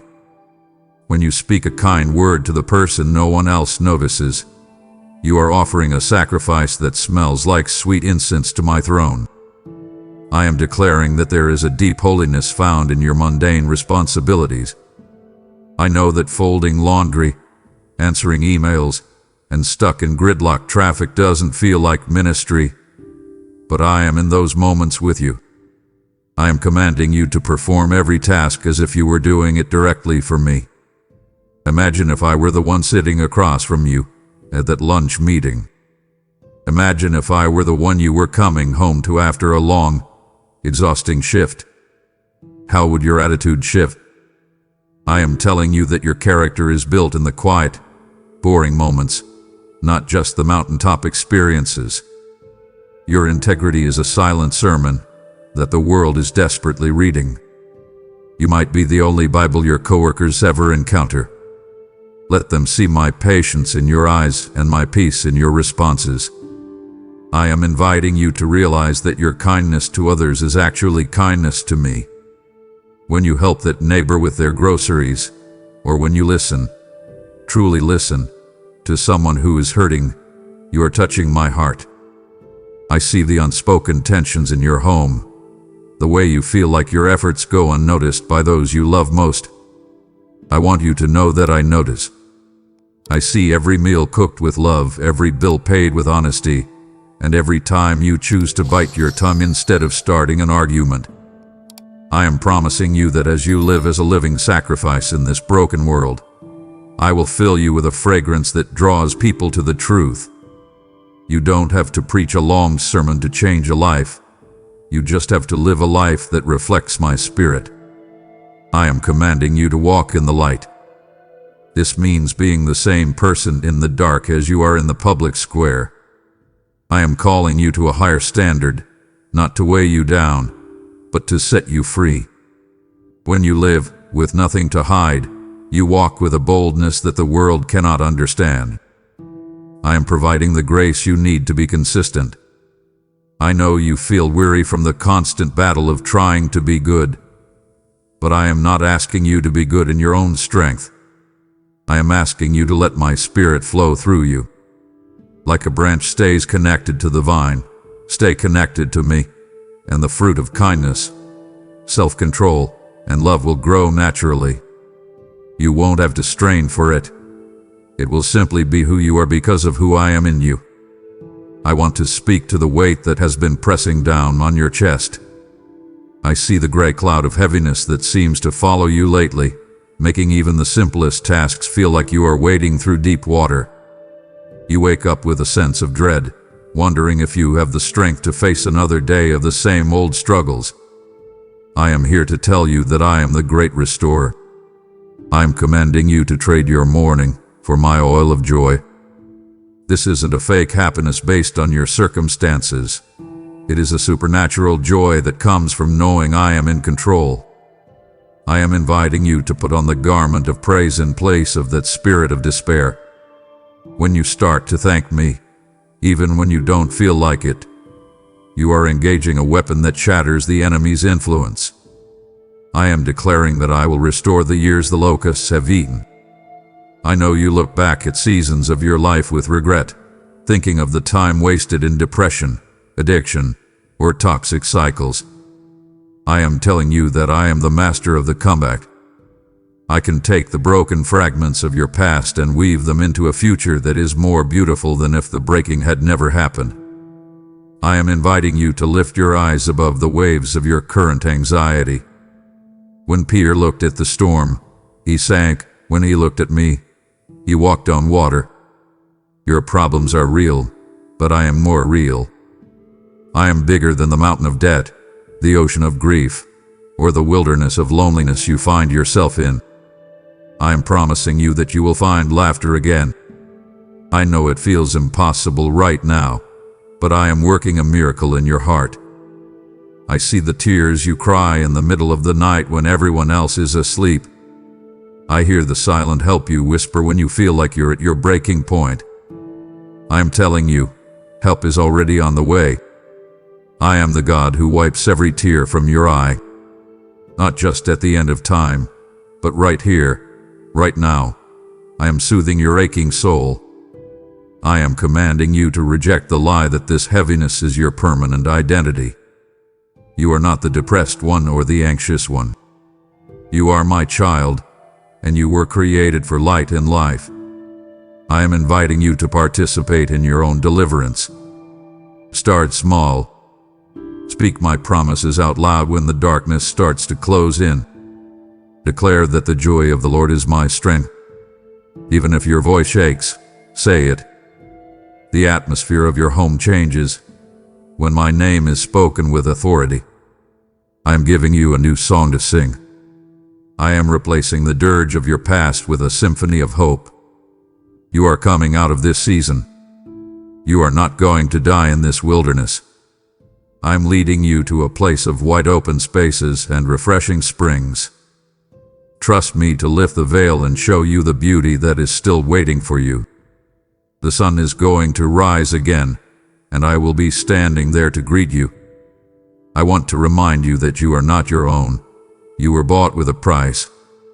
I have designed your body to be a temple, a dwelling place for my very spirit. I see the way you neglect your physical self because you are so busy taking care of everyone else.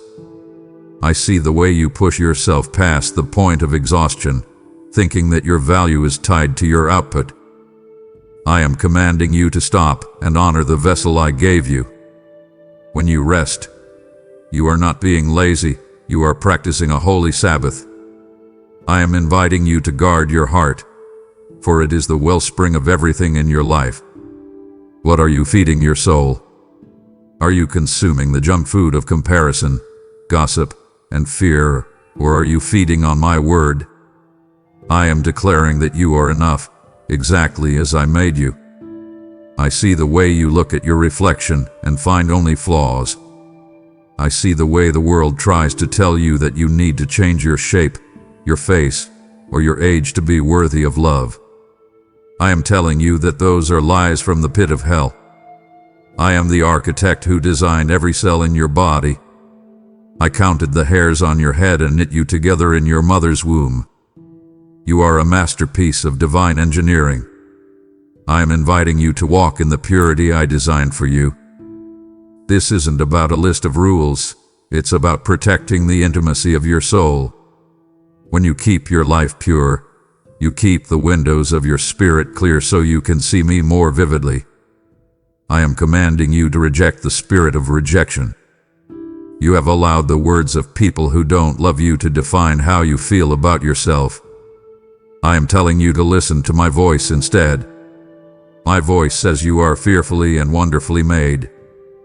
My voice says you are the apple of my eye.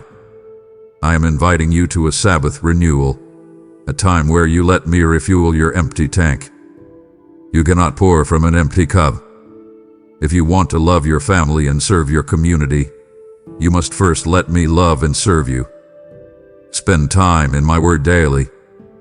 It is not a textbook. It is bread for your hungry heart. It is the only thing that can cut through the noise of the world and tell you the truth about who you are. I am promising you that as you honor your body and soul, you will find a new level of energy and clarity. I want you to live a long, full life. I want your mind to be sharp and your heart to be soft. I am calling you to let go of the addictions and habits that are slowly poisoning the temple. You don't have to break those chains alone. I am the chain breaker. I am providing the power for you to say no to the things that harm you and yes to the things that bring life. Treat yourself with the same compassion that I show you. You are a sacred creation. Walk with the dignity of royalty because you are a child of the King of Kings. I see the way you scroll through your phone and feel that bitter pang in your heart. I see the way you compare your behind the scenes with everyone else's highlight reel. You look at their success, their happy families, and their beautiful homes, and you wonder why I haven't done the same for you. I am commanding you to stop. Comparison is a thief that steals the joy of your own unique journey. I did not make you to be a copy of anyone else. You are my unique masterpiece, and I have paved a specific lane just for you. When you look at others' blessings with envy, you miss the incredible work I am doing right in front of your own eyes. I am inviting you to find your identity in me, not in your social status or your list of achievements. I am declaring that you have a specific calling that no one else on this planet can fulfill. There are people only you can reach. There is a problem only you can solve with the specific mix of gifts and life experiences I have given you. I am inviting you to embrace the hidden seasons. Just because you aren't in the spotlight doesn't mean you aren't growing.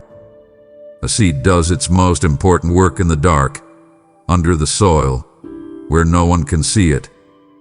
I am telling you to trust my timing for your unveiling. Do not try to force a door open that I have kept shut for your protection. When you are ready, I will be the one who promotes you. You don't have to elbow your way to the top when I am the one who owns the mountain. I am commanding you to celebrate the success of others. This is the secret to breaking the power of envy. When you see a neighbor blessed, thank me for it. When you see a friend get the promotion you wanted, ask me to bless them even more. This shifts your heart from a state of lack to a state of abundance. I am the God of more than enough. Your blessing does not mean there is less for you. My storehouses are overflowing. I am inviting you to look at your own life and name the specific graces I have given you. You have breath in your lungs. You have my promise of eternal life. You have the ability to love and be loved. These are treasures that money cannot buy and comparison cannot touch. I am promising you a life of profound peace when you finally stay in your own lane. You will stop feeling like you're in a race you can't win. You will start to enjoy the scenery of your own life. I am calling you to be the best version of you, not a second-rate version of someone else. I see the fear of missing out that keeps you awake at night. I am telling you, if I am with you, you aren't missing out on anything that matters. I am the great I am, and I am enough for you. Walk in the freedom of being exactly who I created you to be. Your journey is beautiful because I am the one walking it with you. Now that you have broken the chains of looking at others, I am inviting you to look at the garden I have placed directly into your hands. You are no longer competing for a seat at someone else's table, but I am calling you to help me set a table for the hungry and the lost. I see the desire in your heart to be a river of my grace rather than a stagnant reservoir, and I am inviting you to sow a seed of support through a super thanks or the link in the description. When you give, you are not just sustaining a channel, you are fueling a beacon of light that pierces the darkness for souls who are still trapped in the mirrors of comparison. I declare that as you sow into this mission, I will open the windows of heaven and pour out a blessing that you will not have room enough to receive. Your generosity is a prophetic act that proves you trust me as your ultimate provider and king. I command you to take that step of faith now and plant a seed that will outlast your time on this earth. We are standing at a holy crossroads, and I can feel you tempting the distractions that seek to pull you from my presence. It would deeply disappoint me if you allowed the trivialities of your day to steal the breakthrough I have meticulously prepared for this very hour. I am sharing the secrets of my kingdom with you because I trust you, but if you close your heart now, you leave me with a heavy longing to finish what I started. Stay with me a little longer. Do not let the enemy convince you that you have heard enough when the most vital keys to your freedom are still in my hand. I want to talk to you about the heavy backpack of grudges you've been carrying. I see the faces of the people who betrayed you, the ones who lied about you, and the ones who walked away when you needed them most. I know the pain is real, and I know it feels like holding on to your anger is the only way to get justice. But I am telling you that bitterness is like drinking poison and waiting for the other person to die. It is blocking the flow of my blessings in your life. I am commanding you to release the debt they owe you into my hands. I am the only righteous judge. When you forgive, you aren't saying what they did was okay. You are simply deciding that their shadow will no longer control your future. I am inviting you to remember how much I have forgiven you. I have washed away a mountain of your mistakes, debts you could never pay, and secrets you hope no one ever finds out. I did this because I love you. I am asking you to extend that same grace to those who have hurt you. I am declaring that healing begins the moment you let go of the grudge. I know it feels like losing, but in my kingdom, letting go is how you win. I am promising you that as you release them, the knot in your stomach will start to untie. The fog in your mind will start to clear. You will find a lightness in your spirit that you haven't felt in years. I am commanding you to pray for your enemies. This is the hardest thing I will ever ask you to do, but it is the thing that will make you most like my son. When you pray for the person who used you, you are breaking the spiritual chains that bind you to them. You are inviting my light into a dark situation. I am not asking you to trust them again. Trust is earned, but I am asking you to love them with my love. I see the hidden wounds in their lives that caused them to lash out at you. I see the brokenness that they are passing on. I am inviting you to be the one who stops the cycle of pain. Be the circuit breaker of generational trauma by choosing to forgive today. I am promising to be your vindicator. You don't have to defend your reputation. You don't have to get the last word. I see the truth, and I will make your righteousness shine like the noonday sun. I am providing the supernatural strength you need to forgive. You can't do it in your own willpower. You have to do it through my Spirit. I am calling you to walk in the freedom of the redeemed. Imagine a life where you no longer feel a sting of pain when you hear their name. Imagine a life where you are truly free to move forward into the new thing I am doing. That life starts with one decision. Lord, I forgive them. Say it now, and feel the chains fall away. I want you to look at your hands and your mind for a moment. I see the seeds of greatness I planted deep within you before you were even a thought in your parents' minds. You often look at your life and think you are just an employee, just a parent, or just an ordinary person with nothing special to offer. I am commanding you to stop belittling what I have created. I did not make anything ordinary. Every talent you possess, whether it is the ability to organize chaos, the gift of encouraging others, the skill of working with your hands, or the wisdom to solve complex problems, was given to you by my design. I am inviting you to recognize that these are not just hobbies or personality traits. They are tools meant to build my kingdom on this earth. You are a steward of divine capital, and I am watching with great anticipation to see how you will use it. I am declaring that you have a reward waiting for you as a faithful and diligent servant. You don't have to be the most famous person in the world to be significant in my eyes. I value the heart behind the work. I see the extra hours you put in when no one is watching. I see the way you help a struggling coworker even when you are behind on your own tasks. I am inviting you to overcome the paralyzing fear of failure through my grace. You are so afraid of making a mistake that you have buried your talent in the sand, hoping to just stay safe. But I am telling you that I am not a harsh master. I am your Father, and I would rather see you try and stumble in faith than stay paralyzed in fear. Failure is never final when you are walking with me. It is simply a lesson on the way to your destiny. I am commanding you to multiply what you have been given for my glory. Do not let your gifts sit idle. If I gave you a voice, speak up for the voiceless. If I gave you resources, use them to lift others. If I gave you a brilliant mind, use it to create solutions that bring peace and order. I am promising you that as you use what you have, I will give you more.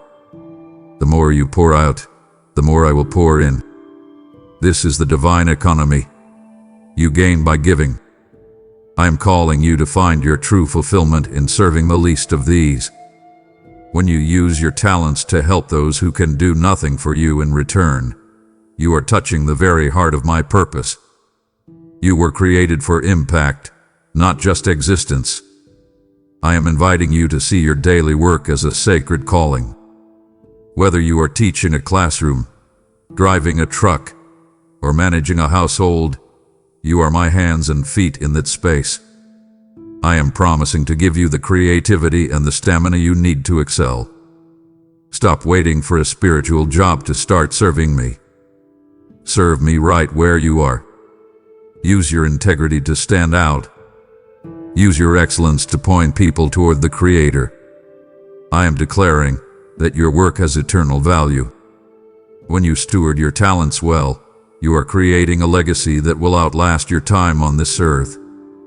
Walk with purpose today, knowing that I have equipped you with everything you need to succeed in the specific mission I have assigned to you.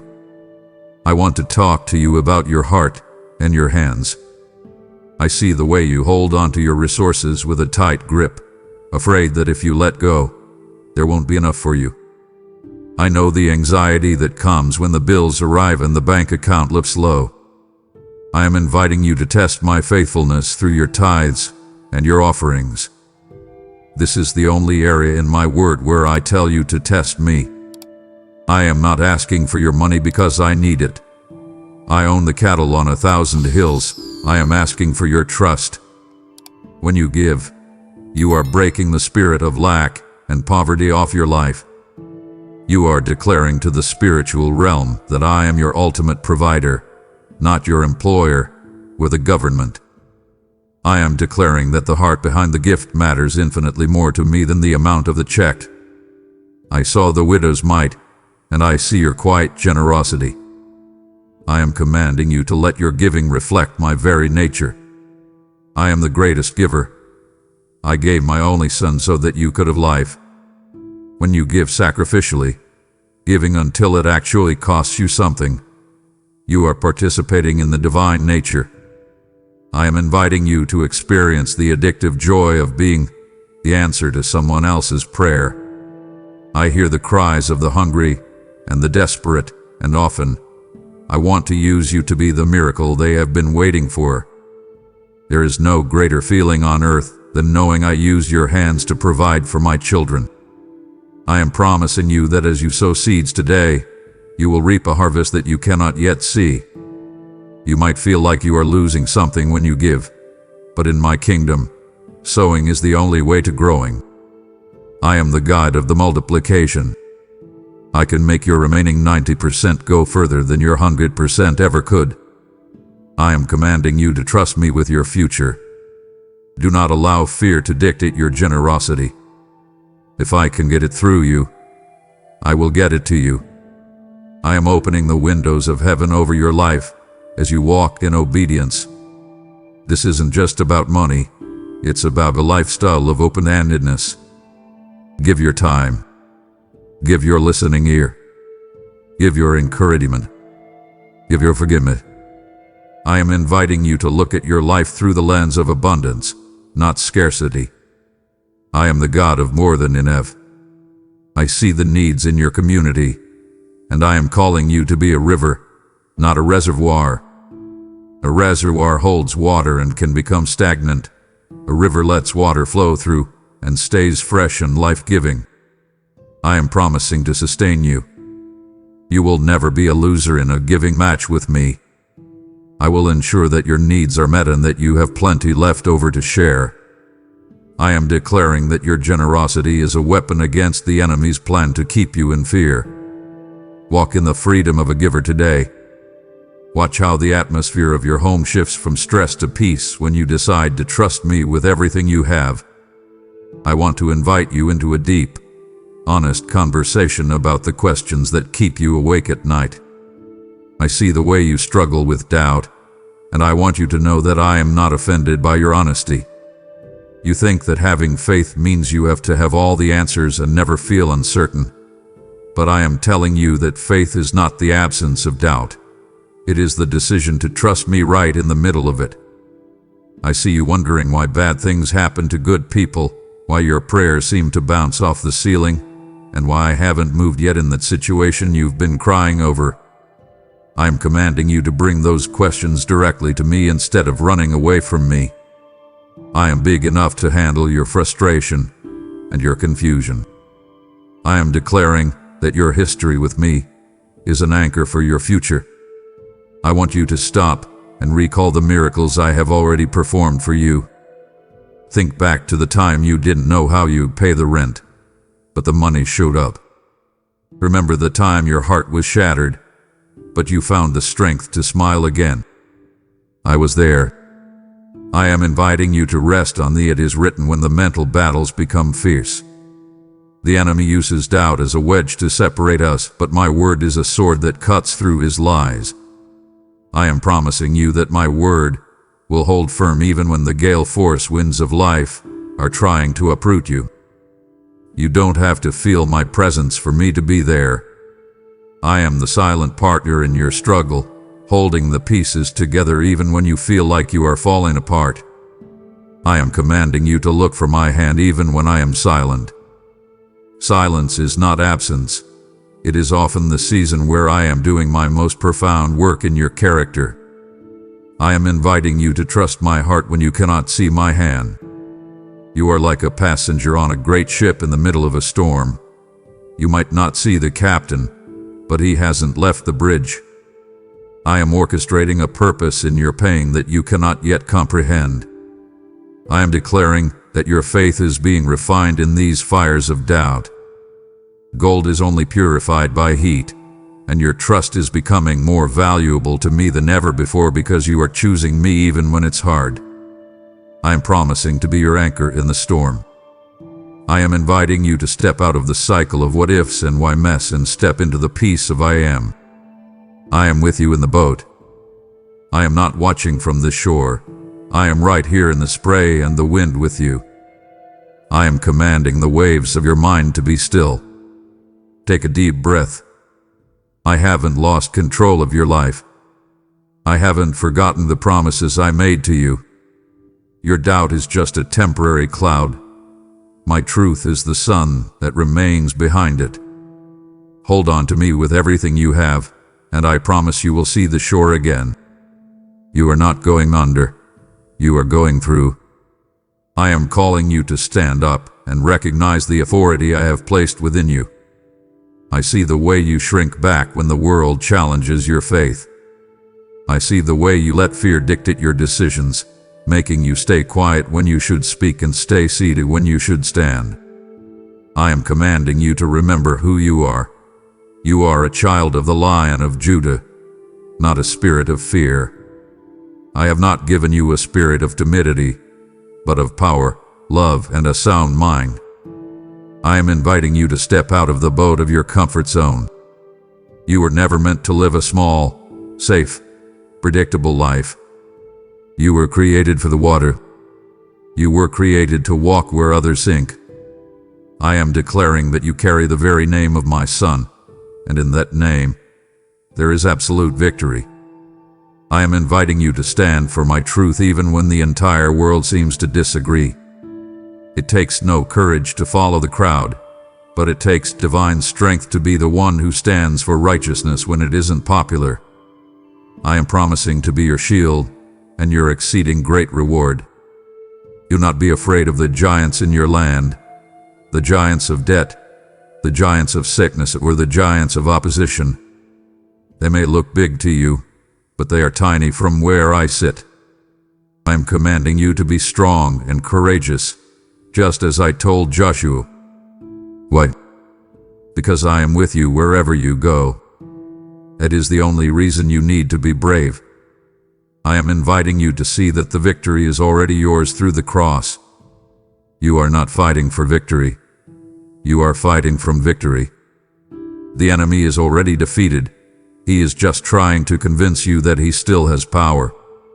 I am declaring that your yes to me is a threat to the kingdom of darkness. Every time you choose boldness over fear, you are reclaiming territory for my light. I am promising to give you the words to say when you are put on the spot. I am promising to give you the courage to take that leap of faith in your career or your ministry. I am commanding you to stop living as a victim of your circumstances and start living as a victor over them. I am inviting you to embrace the holy risks. What would you do today if you knew for a fact that I was backing you up? I am telling you now, I am. I am your rear guard and your scout. I have already gone before you to level the mountains. I am promising you that your courage will inspire others to find their own. When you walk with your head held high, you are showing the world what it looks like to be truly free. I am declaring that this is your season of boldness. No more hiding. No more apologizing for your faith. Step into the light, take your place at the front of the line, and watch how I move on your behalf. You are more than a conqueror through me. You hear the urgency in my voice, my precious one. I am inviting you into the inner chamber of my counsel, and it would be a profound sorrow to me if you grew weary and abandoned this conversation before the fire is fully lit. There are chains I am currently loosening that will snap back into place if you turn your back on my instructions right now. I have so much more to show you about the authority you carry, and it would break my heart to see you walk away half-armed and vulnerable. Finish this journey with me. Your soul's survival depends on the words I have yet to speak. I want to invite you into a practice that will change the very atmosphere of your life. I see the way you focus on what is missing, what is broken, and what is delayed. I see the complaint that has become a default setting in your heart. I am commanding you to shift your focus. I am inviting you to find things to praise me for in every single circumstance, not for the pain, but in the middle of it. Gratitude is not just a polite gesture. It is a spiritual weapon. When you say thank you, you are aligning your heart with my abundance instead of the enemy's lies of not enough. I am declaring that a thankful heart opens the windows of heaven and invites my presence to saturate your reality. I am promising you that gratitude will shift your perspective like nothing else can. I see the small details of your life, the breath in your lungs, the roof over your head, the sunrise that you took for granted this morning. I am inviting you to acknowledge my hand in those details. When you start to look for my goodness, you will start to see it everywhere. I am commanding you to replace your if-onlys with even nows. Instead of saying I'll be happy if only I get the job, start saying I am grateful even now because you are my provider. This is how you live a life of perpetual worship. It doesn't require a band or a stage. It just requires a heart that is awake to my grace. I am declaring that gratitude is the antidote to the spirit of heaviness. You cannot be truly grateful and truly miserable at the same time. I am inviting you to keep a sacrifice of praise. There will be days when you don't feel like being thankful, days when everything goes wrong and your heart is heavy. I am telling you to praise me anyway. Those are the moments when your gratitude has the highest impact. It proves that your joy is rooted in me, not in your comfort. I am promising to give you a garment of praise for your spirit of despair. As you name my blessings, the weight on your chest will begin to lift. The fog of depression will start to dissipate in the heat of your thanksgiving. I am commanding you to live as a person who is overflowing. I want people to meet you and feel the warmth of your gratitude. Your thankfulness is a testimony to my faithfulness. I am inviting you to make thank you the first words out of your mouth in the morning and the last words before you sleep. I am promising that as you cultivate this heart, you will find that you actually have more to be thankful for. I delight in blessing a heart that is ready to receive with appreciation. Walk today with an eye for the miracles in the mundane. I am all around you, pouring out my love in 1,000 different ways. Don't miss it. Be the one who returns to say thank you. I am inviting you to look around and realize that I never designed you to walk this narrow path alone. I see the way you have pulled back from people, hiding behind a wall of self-sufficiency because you were hurt in the past or because you feel like no one truly understands the weight you carry. I am commanding you to let those walls crumble today. I created you for connection, and I have placed a deep hunger in your soul for a family that goes beyond blood. You were not meant to be a solitary soldier in this spiritual battle. You are part of a body, and every part is vital. When you try to do it all yourself, you are like a hand trying to survive without the rest of the arm. I am telling you to find your place among the redeemed. I am declaring that there is a supernatural strength found when you gather with others in my name. I see the power that is released when 2 or more of you agree in prayer. It shifts the very foundations of the heavenly realms. I am inviting you to find those few people who will sharpen you as iron sharpens iron. You need friends who will not just tell you what you want to hear, but who will speak my truth into your life even when it stings. I am promising you that as you open up and show your true self, You will find a healing that cannot happen in isolation. I see the burdens you've been carrying in secret, thinking that you're the only one struggling with that fear or that temptation. I am telling you that when you bring those things into the light of a loving community, their power over you is broken. I am commanding you to be the hands and feet that bear someone else's burden today. Do not just wait for people to reach out to you. I am calling you to reach out to them. I see the person in your circle who is quietly drowning in loneliness, and I am asking you to be my answer to their prayer. When you love the brothers and sisters I have given you, you are showing the world that my love is real. This is the greatest testimony you can offer, not your perfect theology, but the way you care for one another. I am promising to provide a sense of belonging that the world can never duplicate. I am building a family where the outcast is welcomed, the broken is mended, and the lonely finds a home. I am inviting you to let go of the consumer mindset when it comes to community. You're not just looking for what you can get, looking for what you can give. I have placed specific gifts in you that are needed by the people around you. When you hold back, the whole body suffers. I am declaring that your tribe is waiting for you. I am providing the divine appointments and the right connections. I am commanding you to forgive the church or the people who represented me poorly in your past. Do not let their mistakes keep you from the blessing of fellowship. I am making all things new, and I am weaving you into a tapestry of grace that is stronger and more beautiful than you can imagine. Come out of the shadows and take your place in the family of God. I am calling you to stop leaning on your own logic and start reaching for my wisdom. I see the way you exhaust yourself trying to figure out the future, analyzing every possible outcome until your head spins and your heart is anxious. I am commanding you to come to me instead. I am the God who gives wisdom liberally to anyone who asks, and I don't judge you for your confusion. I see the common sense of the world telling you one thing, while my spirit is whispering something completely different. I am inviting you to choose the foolishness of faith over the wisdom of men.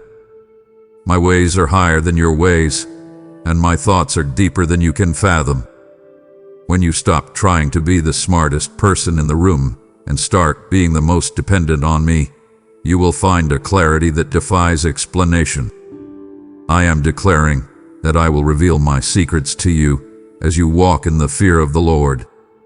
This isn't a fear of punishment, but a holy awe of who I am. I am inviting you to discern my voice among the 1,000 distractions that scream for your attention every day. The world is full of knowledge, but it is starving for truth. I am the truth. I am commanding you to guard your mind. What you allow to dwell in your thoughts will eventually dictate your life. If you fill your mind with the static of the world, you will be confused. But if you keep your mind stayed on me, I will keep you in perfect peace. I am promising to give you a knowing in your spirit that guides you when there is no map. I will show you which way to turn, which job to take, and which words to speak in the heat of a conflict. I am inviting you to value my word above the opinions of experts and the trends of the culture. My word is a lamp that doesn't just show you the destination, but the very next step. I am declaring that you have the mind of Christ available to you right now. You don't have to be a victim of your own limited understanding. I am promising to sharpen your discernment so that you can see the traps the enemy has set before you walk into them. I see the complicated situation in your family or your business where there seems to be no good answer. I am telling you to be still and listen. I have a solution that you haven't even considered yet. I am the God of the third way, the way that brings peace and glory to my name. I am commanding you to walk by the Spirit. This means being sensitive to the nudges I give you throughout the day. I might ask you to stop talking. I might ask you to walk away from a deal. I might ask you to give a second chance to someone who doesn't deserve it. This is my wisdom in action. It often looks upside down to the world, but it leads to life. I am promising that as you prioritize my perspective, you will stop being tossed to and fro by the waves of public opinion. You will have a rock-solid foundation. I am your counselor. I am your guide. Trust me to lead you into all truth, and watch how the impossible knots in your life begin to untie under the light of my wisdom. I want to speak to the frustration you feel when it seems like nothing is happening. I see you looking at the clock and the calendar, wondering if I have forgotten the promises I made to you. I am commanding you to breathe and trust me. I know where my weight is not a sign of my absence. It is often my greatest protection. I see the things you aren't ready for yet. I see the blessings that would crush you if I gave them to you today. I am inviting you to realize that the waiting room is actually a workroom. While you are waiting for the circumstances to change, I am working to change you. I am building the character, the patience, and the strength you will need to sustain the harvest that is coming. I am declaring that I am never late, even though I am rarely early according to your schedule. I am the God of the appointed time. I see the intricate web of a billion lives that I am moving just to make sure your breakthrough happens at the exact right moment. If I move it too soon, you would miss the full weight of the glory I have planned. I am inviting you to develop patience as a fruit of my spirit. Patience is not just waiting, it is the attitude you keep while you wait. I am commanding you to stop complaining and start praising in the hallway. Your praise is a sign that you trust my sovereignty. I am promising you that those who wait on me will not be put to shame. You will renew your strength. You will mount up with wings like eagles. I am inviting you to synchronize your rhythm with mine. The world is addicted to speed, but my spirit moves with a steady, purposeful gait. I am the God of the seasons. You cannot force summer to come in the middle of winter, and you cannot force a harvest before the seeds have died and germinated. I am declaring that I am working behind the scenes, even in the silence. I am moving hearts you haven't met. I am closing doors that would have led to your destruction. I am preparing a table for you in the presence of your enemies, but the meal has to be cooked perfectly. I am promising you that the wait will be worth it. When the door finally opens, you won't have to kick it down, it will swing wide on its own. I am commanding you to find joy in the now. Do not wish away your life waiting for the next thing. I am with you in this present moment. I am in the struggle, the preparation, and the longing. I am inviting you to rest in the assurance of my faithfulness. I have never failed to fulfill a promise, and I am not going to start with you. I see your tears of impatience, and I am gently reminding you that I love you too much to give you what you want before you are ready for what I have. I am declaring that your waiting is not wasted. It is a sacred investment. Hold your head high and keep walking. The suddenly you are looking for is closer than it was yesterday. Trust my clock, for it is set by the stars I named one by one. I am calling you to open your eyes to the reality of the battle around you. I see the way you feel exhausted and defeated, thinking that you are just fighting against people, or money, or your own bad luck. I am commanding you to look higher. Your struggle is not against flesh and blood, but against the powers and principalities of darkness that want to steal your joy and destroy your destiny. I am inviting you to stop trying to fight a spiritual war with physical weapons. You cannot outthink the enemy, but you can outfaith him. I am commanding you to put on the full armor I have provided for you. Do not leave your house spiritually naked. You are a target for the adversary, but you are also my warrior, equipped with everything you need to stand firm. I am declaring that the belt of truth is your first line of defense. In a world of lies and relative truths, I am inviting you to wrap my word around your core. It will hold everything else together. I am commanding you to put on the breastplate of righteousness. This isn't your own goodness, which is like filthy rags, but the righteousness of my Son that protects your heart from the accusations of the enemy. I am inviting you to lace up your shoes of peace. You should be ready to bring my peace into every chaotic situation you walk into. I am declaring that the shield of faith is your most vital tool. When the enemy hurls the fiery darts of doubt, fear, and shame at you, my shield will quench them every single time. It doesn't matter how many arrows he shoots if your shield is up. I am commanding you to take up the sword of the Spirit, which is my word. This is your only offensive weapon. Do not just quote what you feel, quote what I have said. When the enemy tells you that you are a failure, slice through that lie with "I am more than a conqueror." When he tells you that you are alone, strike back with "I will never leave you nor forsake you." I am promising you that the enemy must flee when you resist him with my word. I am inviting you to put on the helmet of salvation to protect your mind. The battlefield is in your thoughts. I am declaring that the battle belongs to me, but the standing belongs to you. After you have done everything to stand, I am commanding you to stand firm. I am promising you that you are not fighting for a victory. You are fighting from a position of victory that has already been won at the cross. I see the schemes of the adversary to trip you up, but I am telling you that he is a defeated foe. He is like a barking dog on a very short leash.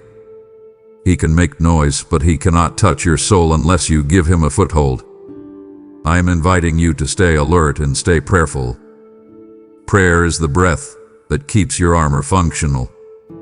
I am declaring that you are a Lion of Judah. Walk with the authority I have given you. Do not let the darkness intimidate you.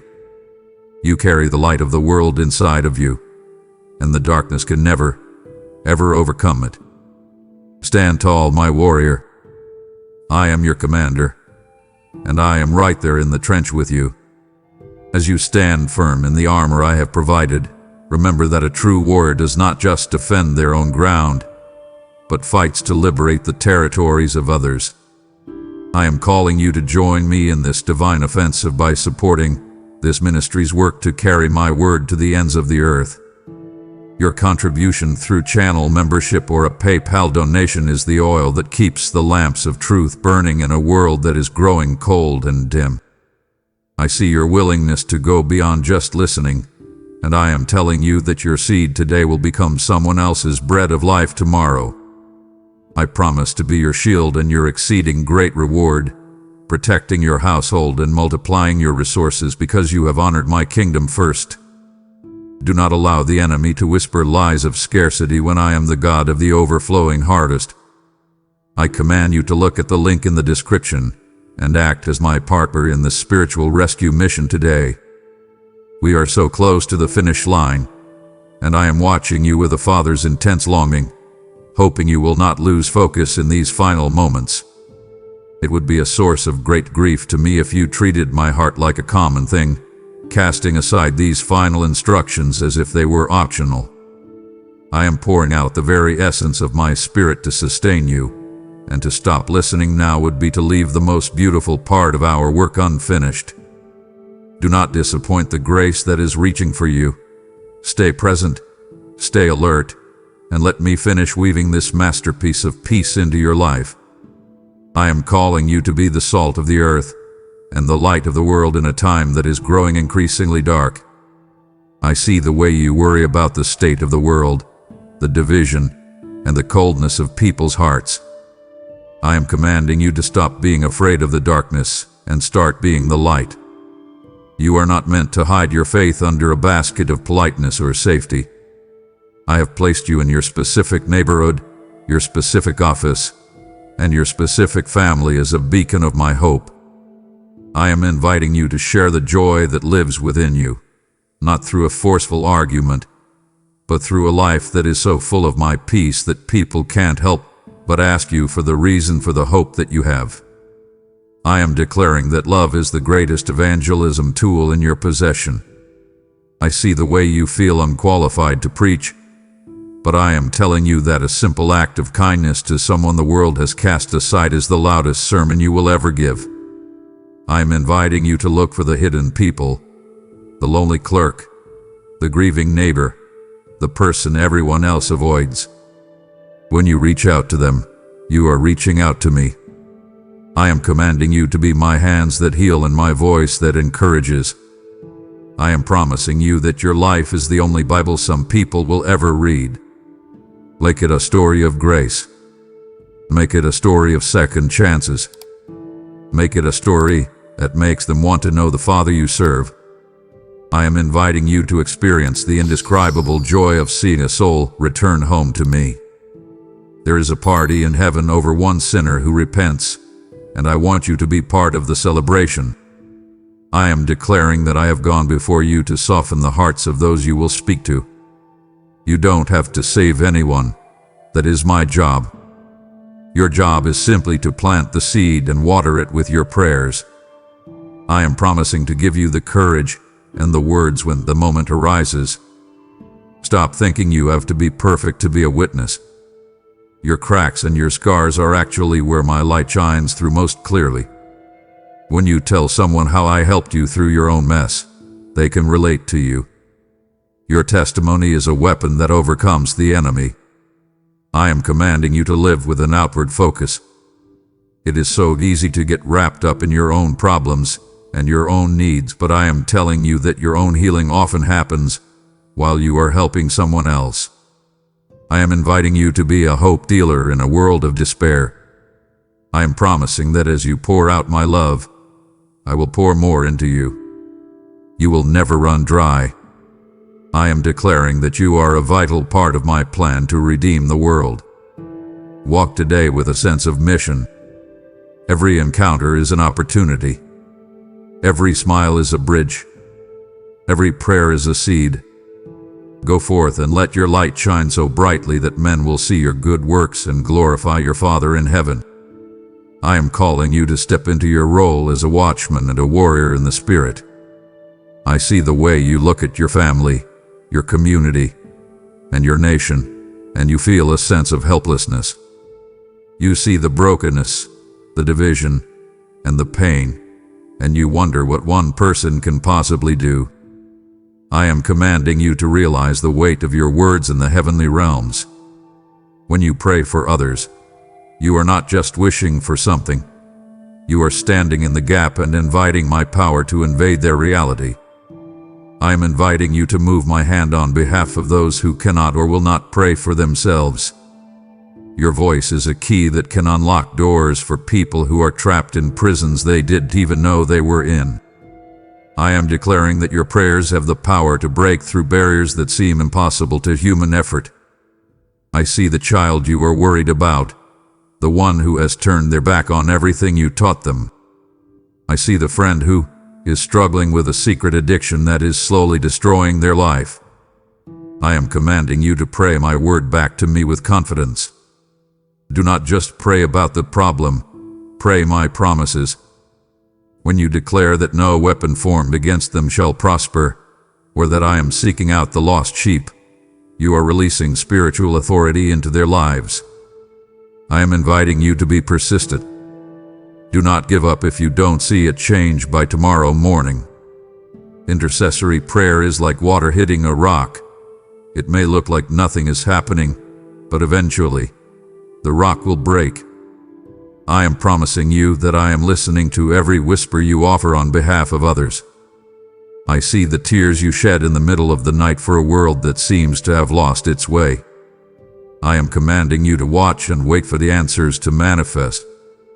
I am often working in ways that are invisible to the naked eye. I am softening a heart here, or closing a dangerous door there. I am inviting you to trust that your labor in prayer is never in vain. You are a partner with me in the redemption of those around you. I am declaring that your intercession is a fragrant incense that fills my throne room. It is one of the highest forms of love, because you are giving your time and your heart for someone else's benefit without expecting anything in return. I am inviting you to stand firm for your nation. I see the darkness that tries to settle over the land, but I am telling you that a praying remnant is more powerful than any political movement or social trend. I am commanding you to lead with your knees. When you humble yourself and seek my face on behalf of your land, I promise to hear from heaven and heal the land. I am providing you with the stamina to stay in the fight. Do not be discouraged by the news or the noise. Focus on the King who is above it all. I am declaring that your prayers are shifting the atmosphere of your home and your city right now. You are a conduit of my grace. Keep speaking life. Keep standing in the gap, and watch as I bring the dead things back to life through the power of your intercession. I want to speak directly to the parts of you that are still bleeding from old wounds. I see the scars that you've tried to cover with achievements, with busyness, or with a smile that doesn't quite reach your eyes. I know about the words that were spoken over you 10, 20, or 30 years ago that still echo in your mind when you're alone. I am commanding you to let me into those dark rooms of your memory. I am the great physician of your soul, and I am not here to poke at your pain. I am here to bind it up. I am inviting you to stop identifying yourself by what was done to you or what was done by you. Your past is a chapter in your book, but I am the author, and I am telling you that it is not the ending. I am declaring that your history does not define your future in me. I see the shame you carry for mistakes you made when you were younger, or even mistakes you made yesterday. I am commanding you to wash that shame away in the river of my grace. When I look at you, I don't see your failures. I see the new creation you have become through my Son. I am inviting you to trade your ashes for beauty. I want to take the very things the enemy used to break you and turn them into the tools you use to heal others. I am promising to restore your joy. I see the years you spent in mourning, and I am telling you that those years are being redeemed. I am weaving a masterpiece out of the threads of your life, including the dark and tangled ones. I am commanding you to forgive yourself. You have held yourself in a prison of what-ifs and if-onlys for far too long. I have already forgiven you. Why do you continue to condemn yourself? I am inviting you to walk in the freedom of the redeemed. I see the trauma that has made you fearful and guarded. I am promising to heal your heart so deeply that you will be able to love and trust again. I am declaring that the locusts will no longer have a say in your story. I am the God of the fresh start. I am the God of the second, third, and 100th chance. I am providing the comfort that people could never give you. Feel my hands gently closing the wounds that have stayed open for too long. I am inviting you to step into your new identity. You are not damaged goods. You are my beloved child, fearfully and wonderfully made. I am promising that as you let me heal you, you will find a strength you never knew you had. You will walk with a limp, perhaps like Jacob, but you will walk as a prince or a princess. I am commanding you to look forward. I have placed a bright, vibrant future ahead of you that is not hindered by where you've been. I am declaring that your testimony of healing will be a lighthouse for others who are still lost in the dark. Trust me with your broken pieces. I am the only one who can put them back together into something even more beautiful than they were before. I am calling you to lift your gaze from the temporary and fix it on the eternal. I see how easy it is to get consumed by the things of this world, the pursuit of the next goal, the accumulation of more stuff, and the constant noise of a culture that is passing away. I am commanding you to live with an eternal perspective every single day. I want you to realize that you are a citizen of another kingdom, and your time on this earth is but a breath in the light of eternity.